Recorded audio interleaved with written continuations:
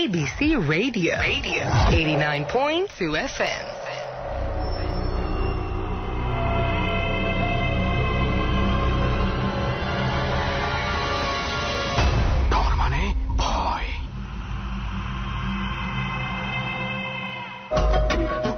পৃথিবী অপার রহস্যময়। বিজ্ঞান সেই রহস্যের জট খুলছে প্রতিনিয়ত। আজ যা অনাবিষ্কৃত তা অবিশ্বাস্যও বটে। আমাদের ডর অনুষ্ঠানে যে ঘটনার মুখোমুখি আপনি হতে যাচ্ছেন তার যুক্তিসিদ্ধ উত্তর নেই। আমরা প্রতিদিনের জীবনে ভয় বা রহস্যকে যেভাবে স্থান দিয়েছি সেভাবেই এই অনুষ্ঠান আপনার কাছে জায়গা করে নিচ্ছে। এই অনুষ্ঠানের কোনো ঘটনাই সার্বজনীন নয়।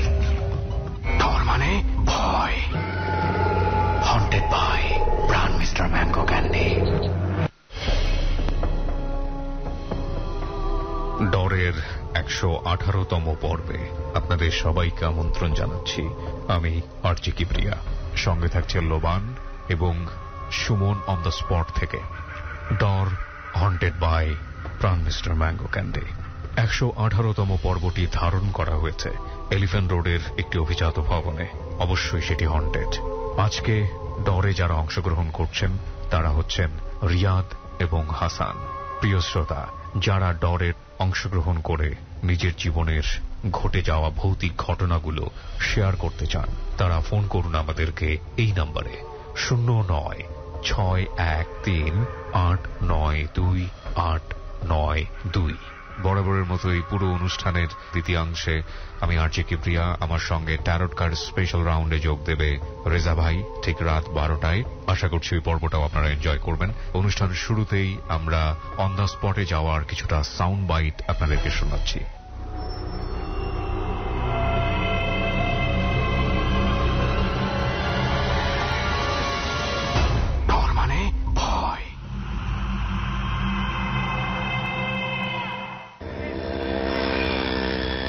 আবার একটু জ্যাকেট ট্যাকেট গায়ে লাগিয়ে ইদানিং জার্নিতে যেতে হয়, তাই না? শীতটা আবার একটু পড়লো। আমি তো এবার ভাবছিলাম যে শীত মনে নাও পড়তে পারে। আসলে শীত কিছুদিন পরে দেখা যাবে হয়তো শীত নামক যে একটা শব্দ ছিল আমাদের যে এনভায়রনমেন্ট হচ্ছে বুঝাতে হবে ভবিষ্যৎ প্রজন্ম শীত বলেও একটা জিনিস বাংলাদেশেও আসছিল। হ্যাঁ, তখন অনেক জ্যাকেট পরতে হতো, এই পরতে হতো, সেই পরতে হতো। যেমনটা আমি এখন জ্যাকেট পরে আছি। দেখছো রাত কিন্তু অনেক হয়নি, বাট বেশ ফাঁকা কিন্তু রাস্তা কম্পারেটিভলি। এই সময় কিন্তু আরো ভিড় থাকার। আমরা যে রাস্তা ধরে যাচ্ছি না, আমরা এই মুহূর্তে হচ্ছে বা সেই সোনারগাঁ রোডটা ধরে যাচ্ছি। অর্থাৎ আমি আর লোবান, সুমন আর লোবান হেঁটে হেঁটে যাচ্ছে। এলিফ্যান্ট রোড হচ্ছে আমাদের গন্তব্য। হ্যাঁ, তুমি কি আমার হাঁটাই নিয়ে যাবো সুমন? আজকে হাঁটায় যাবো। হোক না কাছে একটা রিক্সা নিয়ে গেলে মনে করো তুমি রিক্সায় তাহলে চলে যেতে পারো। আমি এদিক দিয়ে আসতে কিছু খাবার দাবারের ব্যবস্থার কথা একটা চিন্তা ভাবনা রয়েছে মাথায়। না তাহলে একসাথেই যাই চলো, যেভাবে যাই একসাথে চলে আসছে লোবান। ওকে, আমরা হাঁটতে থাকি লোবান। এই দিকে হাঁটতে হাঁটতে আমরা আজকে একটা টার্গেট করছি যে রাস্তার ধারে মনে করো যে যাই পিঠা যাই পাবো তাই খাবো। ওকে, না আমি কিন্তু ঠান্ডা ঠান্ডা ভাব পড়ার পরে এখনো পিঠাগুলি, যদিও রাতটা অনেক গভীর হয়ে গেছে, পিঠার দোকান পাওয়া যাবে কিনা একটু মুশকিল, তবে হাঁটি আমরা। পাওয়া যাবে দেখা যাক। ওই সামনের মোড়টা ঘুরলে ডাইনে মোচড় নিলেই দেখবা যে পিঠা তৈরি করতেছে এক চাচি, আমি চিনি, ভালো মারায়। চলো, তাই নাকি? ওকে, ঠিক আছে। লোবানের তত্ত্বাবধানে আজকে আমরা পিঠা খাচ্ছি এবং নিশ্চয়ই লোবানের টাকা। এটা এই ভুলটা করো না, এই ভুলটা করো না। আচ্ছা দেখা যাক, যেই দিক টাকা দিয়েই খেতে হবে, হয় তুমি না হয় আমি। গন্তব্য অফিসের খুব কাছে হওয়াতে আমরা হাঁটতে হাঁটতে প্রায় মাঝরাতের দিকে পৌঁছে যাই আজকের কাঙ্ক্ষিত গন্তব্যে। এখন আর কি করা, এত বড় বিল্ডিং, মানে লিফটের জন্য মনে হয় ওয়েট করা মানে গাড়ির জন্য ওয়েট করার মতো অবস্থা, হ্যাঁ। মানে একটা বাস, সেই বাসটা আমাদেরকে সামনে পিছে না নিয়ে উপরে নিবে, লোকাল বাস। সেই গাড়ির জন্য অপেক্ষা করছি, করতেই থাকো অনেকক্ষণ ধরেই কিন্তু হয়েছে। প্রায় অনেক বড়। আমরা কত তলা বিল্ডিং এটা না বলি, কারণ হচ্ছে যে এলাকাতে আমরা আছি এলাকাতে এই ধরনের বিল্ডিং হাতে গোনাই পাবেন আপনি, তবে 9 তলার উপরে হবে, এতটুকু শুধু আমি ক্লু দিচ্ছি। যাই হোক, লোবান মনে হয়ে গেছে, লিফট মনে হয় চলে আসছে। চলো আমরা উঠে পড়ি।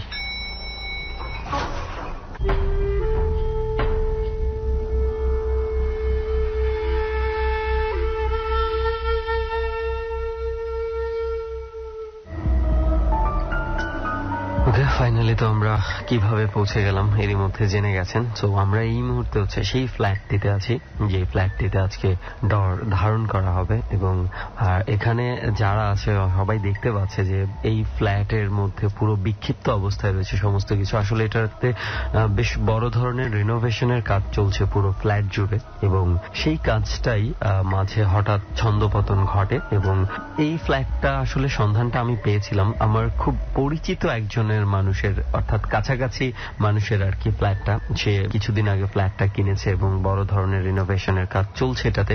ঘটনা হচ্ছে যে এটা আমি সামহাউ মানে কোইন্সিডেন্সলি জানতে পারি বলতে গেলে, যে একদিন আমি জাস্ট ফ্ল্যাটটা দেখতে এসেছিলাম, এবং ফ্ল্যাটটা দেখতে এসে কিছু একটা দেখে আমার জাস্ট ওনাকে আমি একটা প্রশ্ন করেছিলাম এটা কেন এভাবে আছে। এরপর আমি পুরো ঘটনাটা জানি, এবং গত ৩-৪ দিন ধরে কাজ বন্ধ রয়েছে, এবং আমি সামহাউ ম্যানেজ করেছি যে আমাকে 1-2 ঘন্টার জন্য হলেও এই ফ্ল্যাটটা আমাদেরকে দিতে হবে এই পারপাসে। শুধু ওনার একটা কন্ডিশনে ছিল যেন আমরা অ্যাড্রেসটা এবং কোনো ছবি যেন কোথাও পোস্ট না করি, দ্যাটস ওয়াই আমরা কিন্তু সেটা প্রকাশ করছি না। সো এই ফ্ল্যাটের ঘটনা খুবই ইন্টারেস্টিং ঘটনা, এটা আমি আপনাদের সবার সাথে শেয়ার করব।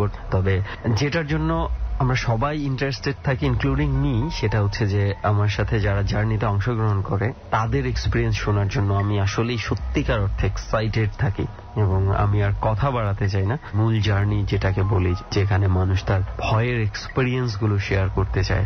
আমরা শুরুতে যাকে নিয়ে আজকে শুরু করব তার পরিচয়টা জেনে নিই। আপনার নামটা কি ভাই? আমি মোহাম্মদ রিয়াদ হোসেন। রিয়াদ হোসেন, ওকে। রিয়াদ ভাই, আমি যতটুকু জানি যে আপনি দেশের বাইরে থাকেন। জি, সিঙ্গাপুরে আছি। সিঙ্গাপুরে থাকেন, আর কিছুদিন হলো দেশে এসেছেন। হ্যাঁ, ওকে। আবার কবে? ইনশাআল্লাহ আশা আছে নেক্সট মান্থে চলে যাবেন। সো আমরা খুব লাকি যে এই সময়ের মধ্যে আমরা রিয়াদ ভাইকে পেয়ে গেছি। তো রিয়াদ ভাই, আমি আর সময় নষ্ট না করে আপনার ঘটনাতে যেতে চাই। আমি যতটুকু জানি যে সিঙ্গাপুরে কোনো কিছু একটা ঘটনা ঘটে গেছে। ওকে সুমন ভাই, আমি আমার সিঙ্গাপুরের ঘটনাটা দিয়ে শুরু করছি। ঘটনাটা শুরু হয় আমার সাথে, শুধু আমার সাথে বললে ভুল হবে, আমি সহ আমার অনেক বন্ধুর সাথেই ঘটে 2014 সালের প্রথম দিকে। নতুন একটা অ্যাপার্টমেন্টে আমাদের কোম্পানি আমাদেরকে শিফট করে আমাদের থাকার জন্য। আচ্ছা, সে জায়গাটা হচ্ছে কাকি বুকি অ্যাভিনিউ 3। ওকে। তো অ্যাপার্টমেন্ট গুলো নতুন ছিল তো সুমন ভাই, আমরা হচ্ছি মানে সেকেন্ড ব্যাচ। আচ্ছা, লোকজন একেবারেই কম। ভালোই ওই জায়গাটার পরিবেশ এবং সমস্ত সুযোগ সুবিধা আমরা থাকতেছিলাম। কয়তলা বিল্ডিংটা? বিল্ডিংটা 4টা ব্লক আছে, 4টাই 14 তলা করে, এবং একটা ব্লক আছে যেটা 16 তলা। আচ্ছা। তো আমরা যে বিল্ডিংটায় থাকতাম সেটা 14 তলা, এবং সেটার দক্ষিণ পাশ ঘেঁষেই একটা বিশাল আকৃতির ওয়াটার রিজার্ভ ট্যাঙ্ক। যে ট্যাঙ্কটার যে অবস্থান সেই জায়গাটাকে ঘিরেই মানে ঘটনার সূত্রপাত। তো ঘটনাটা শুরু হতে এরকম যে আমাদের সম্পূর্ণ এরিয়াটাই ছিল ফ্রি ওয়াইফাই নেটওয়ার্ক জোন। তারপরেও ফার্স্ট ফ্লোরে আসলে নেটওয়ার্কটা খুব স্ট্রং পেতাম। তো আমি যে কাজ করি, দেখা যাচ্ছে মাঝে মাঝে কল আসলে আমার কাজে যেতে হতো, এছাড়া বাসায় থাকতাম। তো বিশেষ করে রাতের বেলায় খুব নেট ব্রাউজিং করা হতো। দিন রাতে মানে ফার্স্ট ফ্লোরে বসে বসে সেই ট্যাঙ্কটার খুব কাছাকাছি ইন্টারনেট ইউজ করতেছি কম্পিউটার দিয়ে, আর স্মোক করতেছিলাম। তো হঠাৎ একটা গন্ধ পাই, মাছ টাছ পচে গেলে যেরকম একটা পটকা গন্ধ আসে, সেই ধরনের বিশ্রী একটা গন্ধ বাতাসের সাথে ভেসে আসতেছে। ওইখানে কোনো ধরনের একটা ময়লা ফেলারও মানে রুলস নাই, যদি কেউ ফেলে তাহলে অবশ্যই তাকে জরিমানা দিতে হবে, এটা ওইখানে নিয়ম। তো চতুর্দিকে আমি খুঁজতে থাকি, দেখি যে কিছুই না। তো হঠাৎ করে ট্যাঙ্কের ওই দিকে চোখ যায়, গন্ধটা ওই দিক দিয়ে আসতেছিল বাতাসের সাথে। তো আমি খেয়াল করি ট্যাঙ্কটার দিকে, দেখি যে সাদা কাপড়ের মতো একটা অবয়ব, চুলগুলো সামনের দিকে ঝুঁকে আছে, তার চেহারা দেখা যায় না। এবং ট্যাঙ্কটার উপরের দিকে 12টার পরেই শুধুমাত্র ওয়াকিং লবি ছাড়া লাইটগুলো অফ করে দেওয়া হতো, শুধু ওয়াকিং লবির লাইটগুলো থাকতো। তো হঠাৎ করে চোখ যায় যে দেখি সাদা আকৃতির একটা অবয়ব, এবং সে যে দাঁড়িয়ে আছে তার পা খুব স্পষ্ট বোঝা যায় যে ট্যাঙ্কের মধ্যে স্পর্শ করা নেই, ভাসমান অবস্থায়। আর ওইখান থেকে দুর্গন্ধ আসতেছে, এবং দেখা যায় যে হঠাৎ করে জিনিসটা অদৃশ্য হয়ে যায়। অদৃশ্য হয়ে যাওয়ার পর চমকে উঠি, তখন আমি সিগারেটটা ফালাই দিই। সিগারেটটা ফালাই দেওয়ার 20 থেকে 30 সেকেন্ডের মধ্যে মনে হয় কেউ আমাকে পিছ থেকে ধাক্কা মারছে। তো আমি যে বেঞ্চটার মধ্যে বসেছিলাম সামনের দিকে ঝুঁকে পড়ে যাই, আমার ল্যাপটপটাও নিচে পড়ে যায়, ব্যাকপার্টটা ফেটে যায়। তো উঠে তো চলে যাই। যখন ওই জিনিসটাকে দেখলেন যে অদৃশ্য হয়ে গেছে, এবং তখনই হচ্ছে আপনি সিগারেটটা যখন ফেললেন, জাস্ট আপনার মনে হলো পেছন থেকে কেউ আপনাকে ধাক্কা দিয়েছে। হ্যাঁ, তখন যেই গন্ধটার কথা আপনি বলছেন যে একটা উৎকট গন্ধ পাচ্ছেন, সেই গন্ধটা কি তখনও ছিল? শুধু ছিল না, মনে হচ্ছে যে এতক্ষণ খুব দূরে ছিল, এখন আরো কাছে চলে এসেছে। ওকে ওকে। তারপর তারপর ওই দিন চলে গেলাম। চলে যাওয়ার পরে রাত্রে আমার হালকা জ্বর আসছে। সকালবেলা ঘুম থেকে উঠলাম 10টার দিকে। আমার বস যখন কল করলো, বললো যে একটা লিফট নষ্ট হয়েছে, তুই যা একটু চেক করে আস। তো সারাদিনে 2টা লিফটের কাজ করে আবার বাসায় চলে আসছে 5টার মধ্যে। তো সেদিন ঘটনাটা আমি কারোর সাথে শেয়ার করি নাই। তো সেদিন আবার সেই একই জায়গায় আমি এবং আমার আরেক বন্ধু ফারুক ভাই, সে তার ছোট একটি পিসি নিয়ে বসছে, আমিও বসছি ওই সেম একই বেঞ্চে। তবে আজকে আমি বসছি তার অপোজিট বেঞ্চে। আমি গতকালকে যেই বেঞ্চটার মধ্যে বসাচ্ছিলাম, আজকে সে বসছে সেখানে। তো সেও স্মোক করতো, তো সেই স্মোক করতেছে। তো আমি হঠাৎ আবার একটা গন্ধ, ওই সেই গন্ধটাই। তখন সে আমাকে বললো, রিয়াদ তুমি গন্ধ পাচ্ছ? আমি বললাম হ্যাঁ, একটা দুর্গন্ধ তো আসতেছে। তো আমি তখন ঘটনাটা বলি না, আমি চুপ করে রয়েছি। তো আজকে আর কিছু চোখে পড়ে নাই, সে সিগারেট খেতেছিল। তো ফারুক ভাই যখন সিগারেটটা ফেলে দিছে, কিছুক্ষণ পরে দেখি যে ফারুক ভাই ডান দিকে কাত হয়ে গেছে হঠাৎ করে। হ্যাঁ, ডান দিকে কাত হয়ে গেল। আমি বললাম ভাই কি হয়েছে? তো ভাই মনে হয় আমার এখানে কে যেন ধরে আশ্রয় দিছে। কি বলেন? হাড়ের মধ্যে? হ্যাঁ, ঘাড়ের মধ্যে। তো আমি বললাম কি বলেন? বললো হ্যাঁ, বিশ্বাস করো ভাই, আর তুমিও পাইছো আমিও পাইছি গন্ধটা। যখন আমার ঘাড়ের মধ্যে আঘাতটা করা হয়েছে, মনে গন্ধটা খুব কাছে চলে আসছে। বলেন কি? হ্যাঁ, তুমি দেখো আমার ঘাড়ের মধ্যে মনে আশ্রয় দিছে। সত্যি করে দেখি যে ওনার ঘাড়ের বাম পাশটা দেখি যে একটা নখের আঁচড়। হ্যাঁ, আঁচড় কিন্তু দেখলে অনেক সময় বোঝা যায় এটা মানে মাত্রই দিয়েছে কিনা বা অনেকক্ষণ হয়ে গেছে। এমনকি হালকা ব্লিডিং ও হচ্ছিল সেখান দিয়ে, মানে একদম এখনই দিয়েছে। হ্যাঁ, লাইক আমাদের ঘাম বের হয় না শরীর থেকে, ঘাম এরকম সেম যে ঘামের মতো ব্লাড বেরোচ্ছে হালকা একটু। তো আমি বললাম যে ভাই, যে গন্ধটা, এই গন্ধটা কালকে আমার সাথেও গেছে। তখন আমি আমার ল্যাপটপটা দেখালাম যে এই যে দেখেন ব্যাকপার্টটা ফেটে গেছে, ব্যাকটি বেড়ে গেছিল। বললো যে কি ব্যাপারটা কি? পরে আমি বললাম এই ব্যাপার। তখন বললো যে দেখো, তোমাকে আমি বলি নাই গন্ধটার কথা বলতেছিলাম, আমি এর আগে গন্ধ এই জায়গায় পাইছি এবং তুমি হয়তো দেখো নাই। তখন আমি বললাম যে কি দেখি নাই ভাই? বললো এই ট্যাঙ্কের মধ্যে কিছু একটা আছে। আমি বললাম গতকালকে ট্যাঙ্কের মধ্যে তো আমি এইরকম একটা অবয়ব দেখছি। দুইজনেরটাই মিলে গেছে। হ্যাঁ। তখন সে বললো যে সেম অবয়বটা আমি তোমার আরো আগে দেখছি, তুমি ভয় পাবে বিদায় আমি বলি নাই। আমি বললাম যে কালকে আমার সাথে এই ঘটনা ঘটে গেছে, আপনি ভয় পাবেন বিদায় আমি বলি নাই। তখন আমরা দুজন ওইখানে বসে এটা নিয়ে মানে আলোচনা করতেছি। ওই মুহূর্তেই ও ছিল মালাই মুসলিম একজন সিকিউরিটি গার্ড। তখন ও আসলো আমাদের এখানে, বললো কি হয়েছে? সিঙ্গাপুরে যারা আছে ওরা এই জিনিসটাকে খুব বিলিভ করে। আচ্ছা, মানে সিঙ্গাপুরি যারা, হ্যাঁ, তারা খুব বিলিভ করে, সেটা চাইনিজ হোক বা মুসলিম প্রজাতির মালাই যারা তারা হোক, বরং ওরা খুব ভয়ও পায়। এবং এটার জন্য ওদের দেশে যারা চাইনিজ ধর্মাবলম্বী আছে তারা একটা বিশেষ একটা পূজার আয়োজন করে প্রত্যেক বছর, শুধুমাত্র এই অদৃশ্য আত্মাদের কারণে, এই ভয়টা থেকে। সবচেয়ে বেশি ঘটনাগুলো ঘটে সিঙ্গাপুরে, দেখা যাচ্ছে বিল্ডিং এর ছাদের মধ্যে ঘটে, কারণ সিঙ্গাপুরে কোনো ছাদে সাধারণত পাবলিক ওঠে না, একমাত্র কোনো মেইনটেনেন্স এর কাজ ছাড়া। আচ্ছা, আমি যেহেতু পেশায় একজন এলিভেটর টেকনিশিয়ান, মেইনটেনেন্স এর কাজের জন্য প্রায় সময় আমাদের রুফটপে ওঠা পড়ে। তো এই ঘটনাগুলো দেখা যাচ্ছে যে অধিকাংশ বিল্ডিং এর ছাদে গেলে আমাদের কিছু মানে ভয় ভিতরে বা কোনো কিছু অভিজ্ঞতা থাকতে হয় না, বাট সামহাও আমরা গেলে কেমন যেন পরিবেশটা উদ্ভব, একদম স্তব্ধ, মনে হয় যে একদম শানশুন, কোনো শব্দ নেই এবং খুব ভারী একটা পরিবেশ মনে হয় অধিকাংশ বিল্ডিং এ এই ঘটনা। এর পরে কি হলো? ঘটনা যখন ওই ঘটনাগুলো ঘটছে, এখন দুজনেই জানলেন যে এখানে এই ধরনের ঘটনা ঘটে, তারপর কি হলো?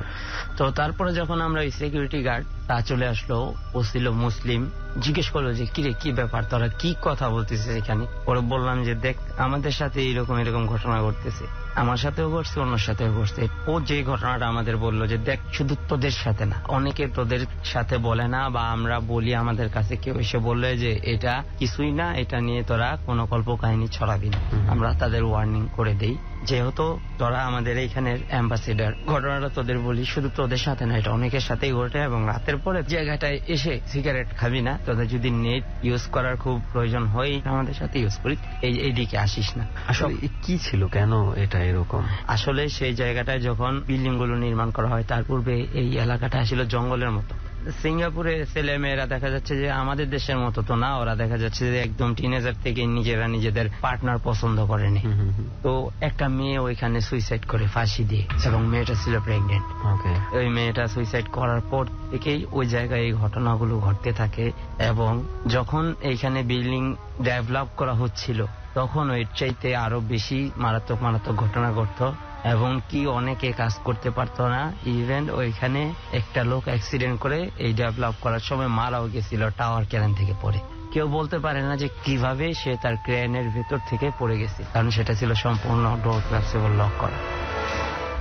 ওকে, আজকে আসলে আমাদের এই জায়গাটার সাথে হয়তো আমরা কোন রকম একটা রিলেট করতে পারবো, কারণ আজকে আমরা এমন একটা জায়গায় বসে এমন একটা ঘটনা শুনছি যেটা কনস্ট্রাকশন সাইটের সাথে অনেকটা জড়িত। আর রিয়াদ ভাই যেটা বললেন যে সিঙ্গাপুরে এই ধরনের স্পিরিচুয়াল জিনিসগুলোকে বা প্যারানরমাল জিনিসগুলো অনেকটা বিশ্বাস করা হয়, অনেক ভয় পাওয়া হয়, সেজন্য পূজাও করা হয় বা বিভিন্ন আচার অনুষ্ঠান রিচুয়াল পালন করা হয়। কিছুদিন আগে আপনারা খেয়াল করেছেন কিনা আমি জানি না, আমি কোনো একটা নিউজ পোর্টালে যেটা দেখলাম যে ইন্ডিয়াতে তামিলনাড়ু স্টেট রয়েছে, যে স্টেটে যেটা বলতে পারি যে আমরা গভর্নমেন্টের যত ধরনের কাজগুলা হয় স্টেট লেভেলে, সেটা 100 বছরের পুরনো একটা বিল্ডিং। সেই রাজাদের আমল থেকে এই বিল্ডিংটা ব্যবহার হয়ে আসছে। একসময় রাজপ্রাসাদ ছিল, এখন সেটাকে গভর্নমেন্টের আন্ডারে নিয়ে গভর্নমেন্টের বিভিন্ন সচিবালয়ে চালানো হচ্ছে। সেই স্টেটের যে মিনিস্টার রয়েছে উনি এই ভবনটাকে ভেঙে ফেলতে চাচ্ছে, কারণ ওনাদের বিশ্বাস যে এই ভবনটাতে কিছু একটা প্রবলেম আছে, যেখানে তাদের উন্নতির ক্ষেত্রে ঝামেলা করছে, বিভিন্ন ধরনের প্রবলেম তারা ফেস করছে, এবং এই ভবনটা ভেঙে তারা সম্পূর্ণ নতুন রূপে ভবন তৈরি করতে চায় গভর্নমেন্টের অফিসিয়াল কাজ করার জন্য। আসলে এটাই আমি বলছি যে এই ধরনের বিলিফগুলো কিন্তু অনেক দেশেই আছে। আর রিলিজিয়াস গ্রন্থগুলোতেও দেখলে হয়তো বা ভিন্নভাবে হলেও কিন্তু অদৃশ্য কোনো কিছু যে এক্সিস্ট করে এটা কিন্তু বলা হয়েছে। তো এনিওয়েজ, আমরা আর সেই ব্যাখ্যায় না যাই, আমরা এবার আরো ঘটনার দিকে যেতে চাই। আপনি কিছুদিন আগে আপনার গ্রামের বাড়িতে একটা ঘর তুলতে গিয়ে কিছু একটা ঘটনার সম্মুখীন হয়েছেন, এটা কি ছিল এটা একটু জানি। ঘটনাটা শুরু হয় আমি বাংলাদেশে আসার পরেই আমি একটা নতুন করে ঘর তোলার কাজ শুরু করি। তো ঘরটা যে স্থানে তোলা হবে সেইখানে আমার একটা পুরাতন ঘর ছিল। আচ্ছা।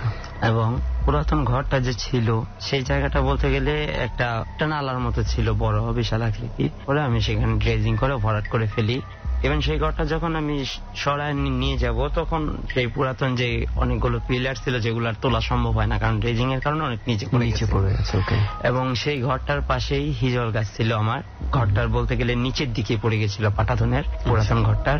আমার বাড়ি চতুর্দিক দিয়ে হিজল গাছ ছিল ড্রেজিং করার পূর্বে। তো এখন সব পুরাতন ঘরটা ছিল, সেটার পাশ দিয়ে একেবারে রাস্তা চলাচল করার। তো যখন ঘরটার কাজ শুরু করব, আঞ্চলিক ভাষায় যেটাকে বলে পোহাই, ঘর যেখানে তুলবে সেই জায়গাটায় জিআই তার দিয়ে একটা তৈরি করা হয় না, যে ম্যাপ, যে কোথায় কোথায় খুঁটিগুলো গাড়া হবে, সেটা যখন জাস্ট করা হয় সেদিন রাতেই আমি স্বপ্ন দেখি। স্বপ্নটা ঠিক এইরকম যে কেউ একজন আমাকে এসে বলছে যে আমার জায়গাটা বন্ধ করে দিচ্ছিস।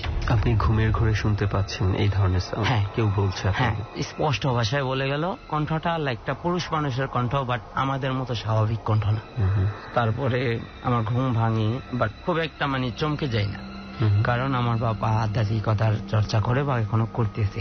সেটার কারণেই সামহাও আমি প্রোটেক্টিভ যে এই বিষয়গুলো কোনো ক্ষতি করতে পারছে না। আমার কি হচ্ছিল আমরা সেই ঘটনাটা একটু শুনি। তো সেই ঘটনাটা প্রথম দিন দেখার পরে যখন দুটো খুঁটি গাড়া হলো, পরের দিন রাতে আমি ঘুমের মধ্যে ঠিক একই কথা, আমার জায়গাটা বন্ধ করছিস তুই।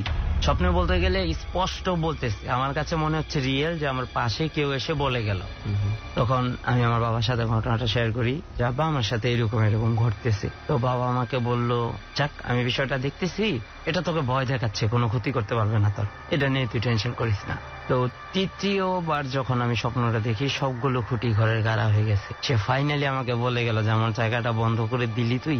তখন আমি আব্বাকে বললাম, আব্বা আমার ভিতরে একটু ভয় কাজ করতেছে, তো যাই হোক আমার মনে হয় এখানে করার দরকার নেই। ঘটনাটা আমার আম্মাকেও বলি, তখন আম্মাও নিষেধ করে যে ছেলে যেহেতু বলতেছে তুমি একটু সরাই নিয়ে দরকার পড়লে বাড়ির দক্ষিণ পাশে ঘরটার কাজ ধরো। আমার বাবা বললো, দেখো এটা নিয়ে ভয়ের কিছু নাই, ওর কোনো ক্ষতি করতে পারবে না, ওকে ভয় দেখাচ্ছে, এটা কোনো কিছুই না। তো যাই হোক শেষ পর্যন্ত বাবার কথা শুনে সেখানে ঘরের কাজ করা হলো। এর মধ্যে ঘরের কাজ প্রায় অর্ধেক হয়ে গেছে। যে কোনো একটা কারণবশত হঠাৎ করে ক্ষিপ্ত হয়ে বাড়ি থেকে চলে গেলাম কক্সবাজারে একা। এক সপ্তাহ পরে ব্যাক করলাম, ব্যাক করার পরে দেখি যে ঘরের কাজ প্রায় কমপ্লিট। ঘরের মধ্যে আমি নতুন ইলেকট্রিসিটি ওয়ারিং করিনি, এর মধ্যে আমি থাকা শুরু করলাম। যে ঘটনাটা ঘটতো বলতে গেলে এখনো ঘটে আমার সাথে ঘটনাটা। রাত্রেবেলা আমি শুয়ে আছি, মোবাইল ফোনে ইন্টারনেট ব্রাউজ করতেছি, হঠাৎ করে মনে হচ্ছে যে আমার ঘরের কাঠগুলো কোন একটা কাঠ চিড়ে ফেলছে। যে কাঠ দিয়ে আমি ঘরটা করছি, যদি আমি হাফ ইঞ্চি একটা পেরেকও টুকতে যাই সেই পেরেকটা বাঁকা হয়ে যায়। কাঠগুলো খুবই শক্ত, ভালো মানের কাঠ দিয়ে করেছেন, ভাষা সচরাচর লোহা কাঠ বলে, খুবই শক্ত। সেই কাঠ চিড়ে ফেলে শব্দ হচ্ছে যে একদম বিকট শব্দ, শুধু শব্দ না যে কাঠ চিড়ে ফেলছে। লাইট অন করে দেখতাম কিছু না। মানে আপনি শব্দ পেতেন যে কাঠ হয়তো বা কেউ চিড়ে ফেলতেছে, লাইট অন করলে কিছুই নেই, একদম শব্দও নেই, না একদম শব্দ স্টপ। আবার দেখা যাচ্ছে যে লাইট অফ করে ডিম লাইট জ্বালানো, আমার ঘরের কর্নারের মধ্যে দেখা যাচ্ছে যে একটা ফেসের অবয়ব স্পষ্ট আমার দিকে তাকায় আছে, স্পষ্ট একদম ক্লিয়ারলি আমি বুঝতে পারি আমার দিকে তাকায় আছে। এটা কি ডিম লাইটের মধ্যেই দেখতে পান নাকি? ডিম লাইটের মধ্যে দেখতে পাই। আচ্ছা। তো আমি এই জিনিসটা মানে প্রথম দিকে ভাবি যে হয়তো বা এটা আমার দেখার ভুল, তারপরে আমি ডিম লাইট চেঞ্জ করি। এই পর্যন্ত 4টা কালারের ডিম লাইট চেঞ্জ করা হয়ে গেছে, বাট জিনিসটা এখনো ঘটে। এবং দেখা যাচ্ছে যে আমার টেবিলের মাঝখানে পানির জগ রেখে দিচ্ছি, সেই পানির জগ হঠাৎ করে কেউ ফেলে দিচ্ছে। আচ্ছা। উঠে যাচ্ছি ওই, কারণ ঘরে তো বিড়াল একটা ইঁদুর ঢোকারও কোনো মানে জায়গা নেই, সেইখানে তো বিড়াল আসার প্রশ্নই আসে না। সারা ঘর চেক করি, কিচ্ছু নেই। আমার ড্রেসিং টেবিলের লকারের ভিতরে দেখা যাচ্ছে আমার কিছু ক্রেস্ট রাখা আছে, যেগুলো আমি সিঙ্গাপুরে ছিলাম। গ্লাস লাগানো আছে, ক্রেস্ট বাইরে পড়ে রয়েছে। গ্লাস লাগানো তখন কে ফেলছে, কিভাবে ফেলছে কিছুই দেখার নেই, কিন্তু সেই অবয়ব সেই একই কর্নারের মধ্যে আমার শোবার ঘরের উত্তর পূর্ব কর্নারে আমার পায়ের দিকটা এখনো আমি দেখতে পাই। ইভেন সে যখন আমার আশপাশ দিয়ে থাকে আমি বুঝতে পারি। এবং এই ঘটনাটা আমি যখন রাতে আপনি যখন আমাকে কল দিয়েছিলেন, আমি একটা প্রোগ্রামে থাকার কারণে আমি কলটা রিসিভ করতে পারি নাই। রাতের বেলায় আমি স্বপ্ন দেখি এই ঘটনাটাই, যে আমি ঘটনা কোথাও শেয়ার করতেছি, সেটা আপনার সাথে না, কোথাও কারোর সাথে শেয়ার করতেছি। এবং আমার ঘুম ভাঙে যখন আমি নাম্বার দেখি, নাম্বার দেখার পরে যখন আমি কল দেই তখন বুঝতে পারেন যে এবিসি রেডিও থেকে আপনাকে কল করা হয়েছে। জি, আমি যখন বাসা থেকে বের হব তখন থেকে আমি বুঝতে পারি যে আমি যে এখানে আসবো, মানে আমি যাতে নাচতে পারি বাধা প্রদান করতে। কিরকম হয়েছিল? হ্যাঁ, আমি আসতেছিলাম একেবারে ফ্রেশ পিচ ঢালাই রোড, আমি হেঁটে আসতেছি, হঠাৎ করে মনে হলো যে আমি হোঁচট খেলাম লাইক আমার ডান পায়ের মধ্যে কিছু একটা মানে বেঁধে গেছে। বেঁধে যাওয়ার পরে আমি হোঁচট খেলাম। হোঁচট খাওয়ার পরে আমার হাত থেকে আমার ফোনটা পড়ে গেল, ক্যামেরার গ্লাসটা ভেঙে গেছে। রাইট, ফেটে গেছে, একদম ফেটে গেছে বলতে তো চূর্ণ চূর্ণ হয়ে পড়ে গেছে। কিন্তু এই ফোনের মধ্যে আমি লাস্ট উইকে আমার এক ফ্রেন্ডের সাথে আমি চ্যালেঞ্জ করে এই ফোনটার মধ্যে আমি শু দিয়ে পাড়া দিয়ে ফাঁকা ফ্লোরে রেখে দাঁড়ায় রয়েছি, কোথাও কিচ্ছু হয় নাই, বাট সিম্পলি জাস্ট পড়ে গেল, ভেঙে গেল। যাই হোক, তারপরেও কিন্তু রিয়াদ ভাই এসেছে আমাদের কাছে সাহস করে। কিছু মানুষ আছে যে এই এক্সপেরিয়েন্স গুলোকে খুব সাহসিকতার সাথে ফেস করতে পারে, আবার অনেকে কোনো ধরনের কোনো এক্সপেরিয়েন্স হয়তো হয়নি কিন্তু মনে মনে ভাবছে যে তার সাথে হয়তো অনেক কিছু ঘটে গেছে। নিজেদের ব্যর্থতাকেও অনেক সময় এই ধরনের জিনিসগুলো দিয়ে ঢাকতে চায়, যে আপনি কোনো একটা কাজে হয়তো ব্যর্থ হচ্ছেন বা আপনার চেষ্টাটা ওইভাবে নেই। এখন আপনি যদি মনে করেন যে আপনি বিভিন্ন প্যারানর্মাল জিনিসের কারণে ব্যর্থ হচ্ছে, আসলে আমি বলবো যে নিজের সাথে নিজের প্রতারণা করার শামিল হবে। রিয়াদ ভাই সাহস করে এই বাধা পাওয়ার পরেও আমাদের এই জার্নিতে জয়েন করেছে যে আমি এটা শেয়ার করতে চাই সবার সাথে। সো রিয়াদ ভাইকে আসলে আমার থ্যাঙ্কস জানানোর ভাষা নেই, এতটুকু রিস্ক নেওয়ার পরেও আপনি এসেছেন, শেয়ার করেছেন। সো রিয়াদ ভাই, এই ছিল আপনার ঘটনা, কিন্তু আপনাকে অনেক অনেক ধন্যবাদ যে আপনি এই জার্নিতে যোগ দিয়েছেন, আমাদের সাথে আজকের এই ফ্ল্যাটে এসে পৌঁছেছেন।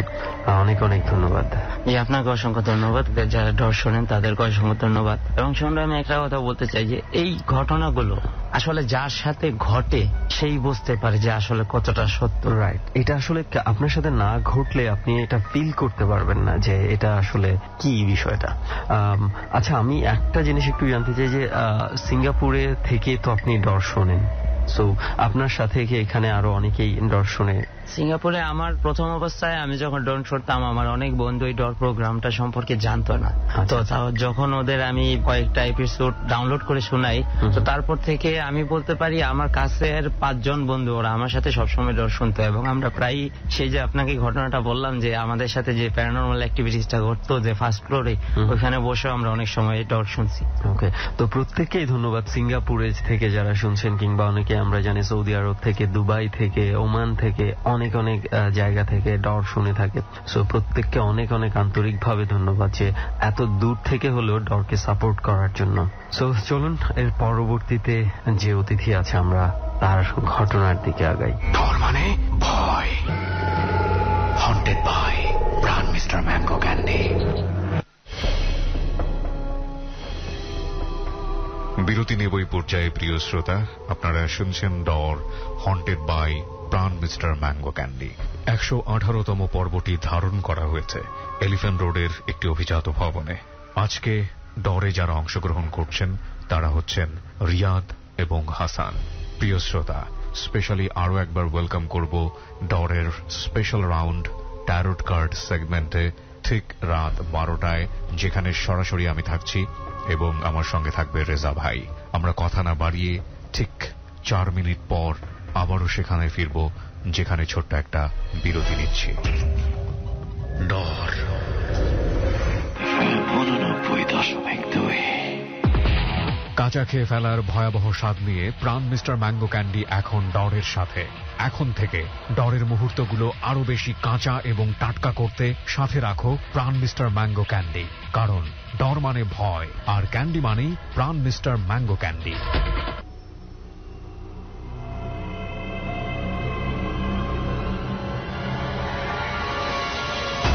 ডর মানে ভয়। হন্টেড বাই প্রাণ মিস্টার ম্যাঙ্গো ক্যান্ডি।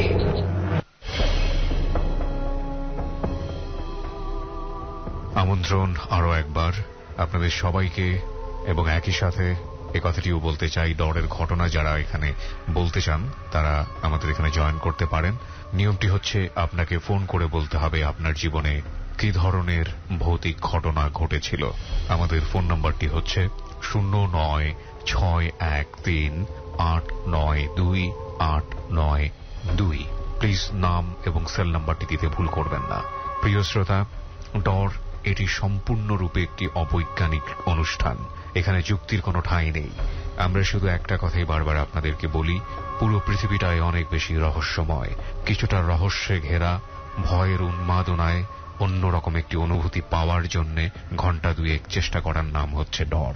এই জন্যই আমরা বলি ডর মানে ভয়। কথা না বাড়িয়ে আবারও আমরা গল্পে ফিরছি। ডর।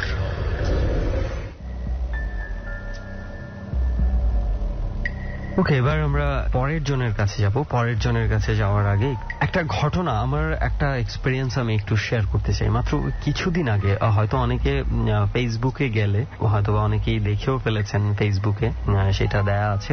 কিছুদিন আগের ঘটনা, কোনো একটা কারণে আমি গ্রিন রোড এলাকায় খুব রাতের বেলা বলবো না, ভোরবেলা বলতে পারি, তখন প্রায় 4:30টার মতো বাজে। তখন আমি আর আমার একটা বন্ধু ছিল, ওর ফ্যামিলির অসুস্থ ছিল, একজন হসপিটালে থাকতে হয়েছিল, তো সেই দিন আমাকে ওর সাথে থাকতে হয়েছিল সামহাউ। তো যাই হোক, যখন প্রায় 4:30 বাজে আমরা দুজনই বের হই যে হসপিটালে অনেকক্ষণ হয়েছে, এবার একটু হাঁটাহাঁটি করি বাইরে। অনেক সময় আমরা হয়তো এই এলাকা দিয়ে অনেকবার যাতায়াত করা হয়েছে, কিন্তু এই সময়ের যে চেহারা, এটা কিন্তু অনেকেরই হয়তো বা এখনো দেখা হয়নি। আপনি হয়তো অনেকবার গ্রিন রোড দিয়ে হেঁটে গেছেন দিনের বিভিন্ন সময়, কিন্তু রাতের বেলা 3টার পরে এইটার কি চেহারা দাঁড়ায় এটা হয়তো বা আপনার কখনো দেখা হয়নি। তো যাই হোক, আমরা বের হলাম, অনেকটাই ফাঁকা বলা যায়, মানে গ্রিন রোডকে চেনা যায় না তখন, এত নীরব। তো হাঁটছে দুইজন, তো হঠাৎ করে একটু শ্যাডোর মতো ছিল, ওখানে দাঁড়িয়ে আছে, এভাবেই কথা বলছি যে আরো দূরে যাব কি যাব না, নাকি হসপিটালে আবার ফিরে যাওয়া উচিত হবে। তো যাই হোক, এমন সময় দেখলাম যে দূরে, আমাদের থেকে বেশ খানিকটা দূরে হচ্ছে একটা কুকুর, জাস্ট একটা কুকুর ছিল তখন রাস্তায়, ঘেউ ঘেউ করছে। খুব স্বাভাবিক, প্রথমে আমরা পাত্তা দেইনি, কিন্তু পরবর্তীতে যেটা খেয়াল করলাম যে কুকুরটা কোনো কিছু একটা ফোকাস করে ঘেউ ঘেউ করছে। তো আমরা প্রথমে ভাবলাম চোট্টর কিছু না তো আবার, কিন্তু ভালো করে যখন একটু খেয়াল করলাম তখন দেখলাম কি কুকুরটা জাস্ট একদম রাস্তার মাঝামাঝি পর্যায়ে আছে, এবং মাঝামাঝি পর্যায়ে থেকে উপরের দিকে মুখ করে ঘেউ ঘেউ করছে, মানে কাউকে সে তাড়াতে চাচ্ছে এখান থেকে, এরকম একটা এক্সপ্রেশন তার মাঝে। এবং 1 পা সামনে এগিয়ে যাচ্ছে, আবার 3 পা পেছনে চলে আসছে, আবার সামনে এগিয়ে যাচ্ছে, আবার পেছনে চলে আসছে, অ্যাজ ইফ এমন হচ্ছে যে কুকুরটার সামনে ধরেন খুব উঁচু একটা মানুষ দাঁড়িয়ে আছে, কুকুরটা মানুষের মুখের দিকে তাকিয়ে ঘেউ ঘেউ করছে, জোরে সোরে, সে এখানে তাকে পছন্দ করছে না বা এখান থেকে তাড়াতে চাচ্ছে, এরকম কিছু একটা। তো আমরা জাস্ট প্রথমে ভেবেছিলাম এমন হয় কি অনেক সময় কুকুর নিজের ছায়া দেখলেও একটু অন্যরকম আচরণ করে, এটা কি, কিন্তু না, দেখলাম যে কুকুরের যে ছায়া এটা সম্পূর্ণ তার বিপরীত দিকে, এবং কুকুর সামনে মুখ উপর করে, যেখানে এমন উঁচু কোনো দেয়াল নাই, কোনো কিছু নেই, জাস্ট খোলা জায়গায়, এবং ঘেউ ঘেউ করতেছে, হয়তো কেউকে তাড়ানোর জন্য এরকম একটা অ্যাপ্রোচ। তো এরকম প্রায় 4-5 মিনিট ধরে এরকম চলছে। আস্তে আস্তে আমি আর আমার ফ্রেন্ড খুব মনোযোগ দিয়ে দেখতে দেখতে বিষয়টা আমাদের কাছে একটু অদ্ভুত মনে হলো, যে কিছু একটা উইয়ার্ড মনে হচ্ছে, যে এরকম তো হওয়ার কথা না। তো যাই হোক, আমরা মোবাইলটা বের করলাম এবং ছবি তুলতে গেছি। তো ছবি তোলার সাথে সাথে না হঠাৎ করে ফ্ল্যাশটা জ্বলে গেছে, এবং ফ্ল্যাশটা জ্বলে যাওয়ার পরে পুরো ছবিটা একদম ঝাপসা ঘোলা হয়ে গেছে, এবং এরপরেই দেখলাম যে কুকুরটার ঘেউ ঘেউ আস্তে আস্তে করে কেমন জানি কমে যাচ্ছে এবং আস্তে করে 1-1.5 মিনিটের মাথায় সে গিয়ে রাস্তার ধারে চুপচাপ শুয়ে গেছে। মানে জাস্ট আমার মনে হলো যে আমাদের ফিলিংসটা ছিল এমন যে আমরা জাস্ট ছবিটা তুলতে গিয়ে ফ্ল্যাশের আলোতে কোনো কিছু একটা মানে ওখানে যা ঘটছিল তার মধ্যে ইন্টারাপ্ট করা হয়েছে এবং ঘটনাটা বন্ধ হয়ে গেছে আর কুকুরটাও স্বাভাবিক হয়ে গেছে। তো যাই হোক, এই ঘটনা দেখার পর আসলে একটু অবাক হয়ে গেছিলাম। আমি আসলে জানি না এখানে অন্য কোনো কুকুরের সাইকোলজি হয়তো অনেক কিছু থাকতে পারে, কিছু জানি কিনা, তবে এতটুকু আমরা জানি যে কুকুর কিন্তু মানে একটু অদ্ভুত প্রাণী, অনেক কিছু সেন্স করতে পারে যেটা নর্মাল স্বাভাবিক মানুষ পারে না। পশু পাখি সেটা অনেক কিছুই সেন্স করতে পারে। তো যাই হোক, কি বলবো আমি আসলে জানি না, আমার কাছে মনে হচ্ছে অদ্ভুত রকমের একটা ঘটনা যেটা আমি সচরাচর দেখি না এই ধরনের ঘটনা। আচ্ছা, আমার বন্ধুদের সাথে শেয়ার করার ইচ্ছে হলো আর কি, তাই শেয়ার করলাম। তবে গ্রিন রোড দিয়ে ওই সময়ে যদি কেউ যাতায়াত করেন একটু খেয়াল রাখতে পারেন যে আপনার সামনেও কি এই ধরনের কোনো ঘটনা পড়ে কিনা। বাই দ্য ওয়ে, আরো একটা কথা বলে রাখি যে রাতের বেলা যখন ঠিক ওই সময়গুলোতে আপনি রাস্তা দিয়ে হাঁটাহাঁটি করেন, ঝাঁকে ঝাঁকে কুকুর দেখে অনেক সময় আবার ভয়ও করে যে আবার না হামলা করে দেয়। তো কিন্তু ওইখানে কিন্তু মাত্র একটা কুকুরই ছিল এবং বেশ কালো কুচকুচে একটা কুকুর ছিল। এনিওয়েজ, আমরা পরবর্তী ঘটনায় যাব এবং পরবর্তী ঘটনায় যাওয়ার আগে আমি একটু বলতে চাই সবাইকে যারা ডরের জার্নিতে আসতে চান, যেমন আজকে আমরা যে ফ্ল্যাটে আছি এবং প্রায় 10 তলার উপরে আছি আজকে, এবং এমনিতেই ঠান্ডা পড়েছে, উপরের দিকে ঠান্ডার পরিমাণটা আরো বেশি, আর সেটা আমরা অস্তিত্বটা টের পাচ্ছি এই জন্য যে আমরা জানালাটা খুলে রেখেছি, কারণ না হলে একটা সফোকেশন হওয়ার মতো একটা পরিস্থিতি তৈরি হতে পারে। যাচ্ছে আমরা একটা জানালা খুলে রেখেছি এবং ঠান্ডাটা একটু বেশিই লাগছে। আর এই জানালার পরে আর কোনো ব্যারিয়ার নেই, একদম খোলা আকাশ। তো এরকম এক্সাইটেড জার্নিতে যদি আপনি যোগ দিতে চান তাহলে আপনি যোগ দিতে পারেন আমাদের সাথে, ডরের জার্নিতে আসতে পারেন এবং আপনার এক্সপেরিয়েন্স গুলো শেয়ার করতে পারেন। চাইলে আপনি আমার ফেসবুকের থ্রুতেও যোগাযোগ করতে পারেন এবং ফোন নাম্বার তো বলাই হয়ে থাকে, সেই ফোন নাম্বারে ফোন করতে পারেন। এবং আমার ফেসবুকের ঠিকানাটা বলে দিচ্ছি, facebook.com/RJ Suman, SUMN Suman dot, একটা ডট দিবেন, তারপরে হচ্ছে ডর, DOR ডর। এই ঠিকানায় সার্চ করলে আপনি হয়তো আমাকে পেয়ে যেতে পারেন। ফেসবুকে যারা মতামত দেন বা ইনবক্সে পাঠান, আমি চেষ্টা করি সবার সাথে কোনো না কোনো ভাবে কমিউনিকেট করার জন্য, অ্যাটলিস্ট আপনাদের কমেন্টগুলো দেখে থাকি আমি। তো যাই হোক, চলে আসতে পারেন সেখানে। আপাতত চলুন আমরা আমাদের যে পরবর্তী অতিথি আছে আমরা একটু তার কাছে যাই, তার যে এক্সপেরিয়েন্স রয়েছে সেই এক্সপেরিয়েন্সটা আমরা শুনি। ডর চলছে আর সুমন আছে আপনাদের সাথে, আর এই মুহূর্তে আমাদের যিনি গেস্ট আছে আমরা তার কাছে যেতে চাই, একটু তার পরিচয়টা জানবো। শুরুতে একটু আপনার নামটা জানি, আপনার নাম কি? আমার নাম হাসান, মোহাম্মদ হাসান। ওকে হাসান ভাই, আপনি কোথায় থাকেন এবং কি করেন? আমি গাজীপুরে থাকি, স্টাডি করি, অনার্স 3rd ইয়ারে ইংরেজি ডিপার্টমেন্ট। ওকে, সো হাসান ভাই, আমরা আপনার কয়েকটা ঘটনার কথা আমি শুনেছি, আমি জানি না আমাদের হাতে যে সময় আছে আমরা কতটুকু নিতে পারবো, তবে আমরা আর কথা না বাড়াই, আমরা সরাসরি ঘটনায় চলে যাই। আমরা শুরুতে কোন ঘটনাটা আপনি আমাদের সাথে শেয়ার করতে চান? আমি ফার্স্টলি যে ঘটনা শেয়ার করতে চাই সেটা হচ্ছে আমি আমার অনার্স লাইফের প্রথম দিকে একটা বাসায় লজিং থাকি, সে বাসা সম্পর্কিত। আমি যখন সে বাসায় লজিং থাকার কথা ছিল তার আগে আমার অনেকেই সেটা ইনফর্ম করে যে এ বাসায় একটা ভূতের প্রভাব আছে, বা অনেকে রিকোয়েস্ট করে এই জায়গায় না থাকার জন্য, কিন্তু আমি সেটা তেমন একটা নাগালে নেই না। কিন্তু একসময় আমি সে বাসায় থাকি, লজিং থাকার আগে একদিন থাকি অন্য একজনের সাথে, তখন দেখা যায় যে হঠাৎ আমি রাতের বেলায়। আপনি লজিং থাকতে শুরু করেননি, জাস্ট এমনিতে একদিন ওই বাসাতেই আরেকজনের সাথে থাকতো, ফ্রেন্ডের মতো বড় ভাই থাকতো, ওনার সাথে একদিন থাকি। তো যখন থাকি দেখা যাচ্ছে হঠাৎ রাতের বেলা আমি বের হয়ে একসময় প্রস্রাব করার জন্য, পরে দেখে যে একটা বেল গাছের উপরে কিসের জন্য একটা বাতি হঠাৎ আমি হাসার মাত্র সেটা নিভে যায়, আর সেটা দেখে আমি একটু ভয় লাগলো। তারপর আমি প্রস্রাবটা করে আবার একটু ভেবে চিনতে পরে আবার বাসায় রুমের ভেতরে যাই। পরে যাওয়ার পরে যখন আমি রাতে এটা কারোর সাথে শেয়ার করি না, কিন্তু সকালবেলায় শেয়ার করি, তারা তেমন কিছু এটা মনে করে না। আর পরবর্তীতে আমি উনি ওই বাসায় যিনি থাকতেন আগে লজিং টিচার, উনি চলে যায়, উনি আমার এমনি বড় ভাই লাগতো, কলেজ ব্রাদার হিসেবে আর কি। আর পরবর্তীতে দেখা যায় যে উনি বিয়ে করে এবং চলে যায়, তখন আমি ওই বাসায় রেখে যাই আর কি। পরে আমি লজিং থাকা অবস্থায় একদিন বেশ কয়েকটা ঘটনা ঘটে, তার ভেতর সবচেয়ে যে ইম্পর্টেন্ট যেটা, একদিন রাতের বেলা আমি ঘুমায় আছি, দেখতে পাচ্ছি যে কি জানি একটা হঠাৎ প্রায় রাত 3:30টার দিকে আমার পিঠের ভেতর আমি যখন চেতন পাই আর কি, দেখে যে কি জানি একটা লেগে আছে, যেটা অনেক শক্ত পাথর অথবা কঠিন, বিশাল একটা কঠিন পদার্থের মতো, লোহার চেয়েও শক্ত এরকম মনে হচ্ছে। পরে আমি পিঠ দিয়ে ধাক্কা দিয়ে বুঝতে পারতেছি যে এটা নিশ্চয়ই শক্ত কিছু একটা হবে। পরে আমি এটা ভেবে নিলাম যে এটা তো এমন হতে পারে যে সেটা দেওয়াল হতে পারে বা মাটির দেওয়াল যেহেতু ছিল। পরে আমি ডান হাত দিয়ে সেটা আমার পাশে, আসলে সেটা কি সেটা বোঝার জন্য, অনেকটা দেওয়ালটা কত দূরে সেটা দেখার জন্য দেখে যে মোটামুটি দেওয়ালটা 2 হাত দূরে হবে। পরে আমার ধারণাটা অন্যরকম মনে হয় যে এটা আসলে স্বাভাবিক কিছু না, অস্বাভাবিক কিছুই হবে। পরে আমি আবারও সেটা কনফার্ম হওয়ার জন্য আমি একদিকে বাম কাতে শুয়েছিলাম, সেটা নিশ্চিত হওয়ার জন্য আবারও গায়ে ধাক্কা দিচ্ছি, একটু ধাক্কা দিয়ে দেখি যে না সেটা অনেক শক্ত এবং নাড়াচাড়া করানো যায় না, বা ধাক্কা দিয়ে আমি সেটাকে নাড়াতে পারছি না। তখন যখন বেশি ধাক্কা দিচ্ছি তখন একটা কথা আসতেছে সে জায়গা থেকে যে ধাক্কা দিস কেন, চোখ খুলে দেখ। মোটামুটি আমি ভয় পেয়ে যাই যে আজ আমার এই বাসার আশেপাশে কোনো বাসা নাই, প্লাস আমি একা এই রুমে। আর সবচেয়ে বড় ব্যাপার হচ্ছে আমার বাবা মা দেশের বাড়িতে থাকেন, ওনারা বা আমি মারা গেলে কিটা ভেবে নেবে, আমার প্রচন্ড ভয় লাগে, প্লাস দুশ্চিন্তা হয়। কিন্তু সেটা সর্বোচ্চ 40 সেকেন্ডের মতো আমি সেটা ভাবি, এবং ভাবার পরে আমি যে বাম কাতে শুয়েছিলাম সেটা থেকে ডান হাতের কনুই দিয়ে একটা জোরে তারকে আঘাত করার চেষ্টা করি ডান দিকে, মানে যেই জিনিসটা আপনি টের পাচ্ছেন। হ্যাঁ, সেটার উপরে। আচ্ছা, চোখ বন্ধ করে, কিন্তু আমি কিন্তু চোখ খুলিনি, কারণ আমি জানতাম যে চোখ খুলে হয়তো আমি আরো ভয় পেয়ে যেতাম, আর হয়তো এই আঘাতটা করার পর অন্য কিছু হতে পারে। পরে যখন আমি আঘাত করি, পরে আর ডান পাশে যে খাটের ইয়েটা ছিল, পাশে যেটা, সেটা মোটামুটি অনেকটা ভেঙে যায় আর কি, কিন্তু সেটাকে আমি কিছু দেখতে পাই না সেখানে। পরে আমি উঠে বসি, অনেকটা ভয় লাগে। পরে আমি সেই বাসার মালিককে ফোন দিই, কিন্তু উনি ফোন খোলা ছিল কিন্তু ফোনটা রিসিভ করে নাই।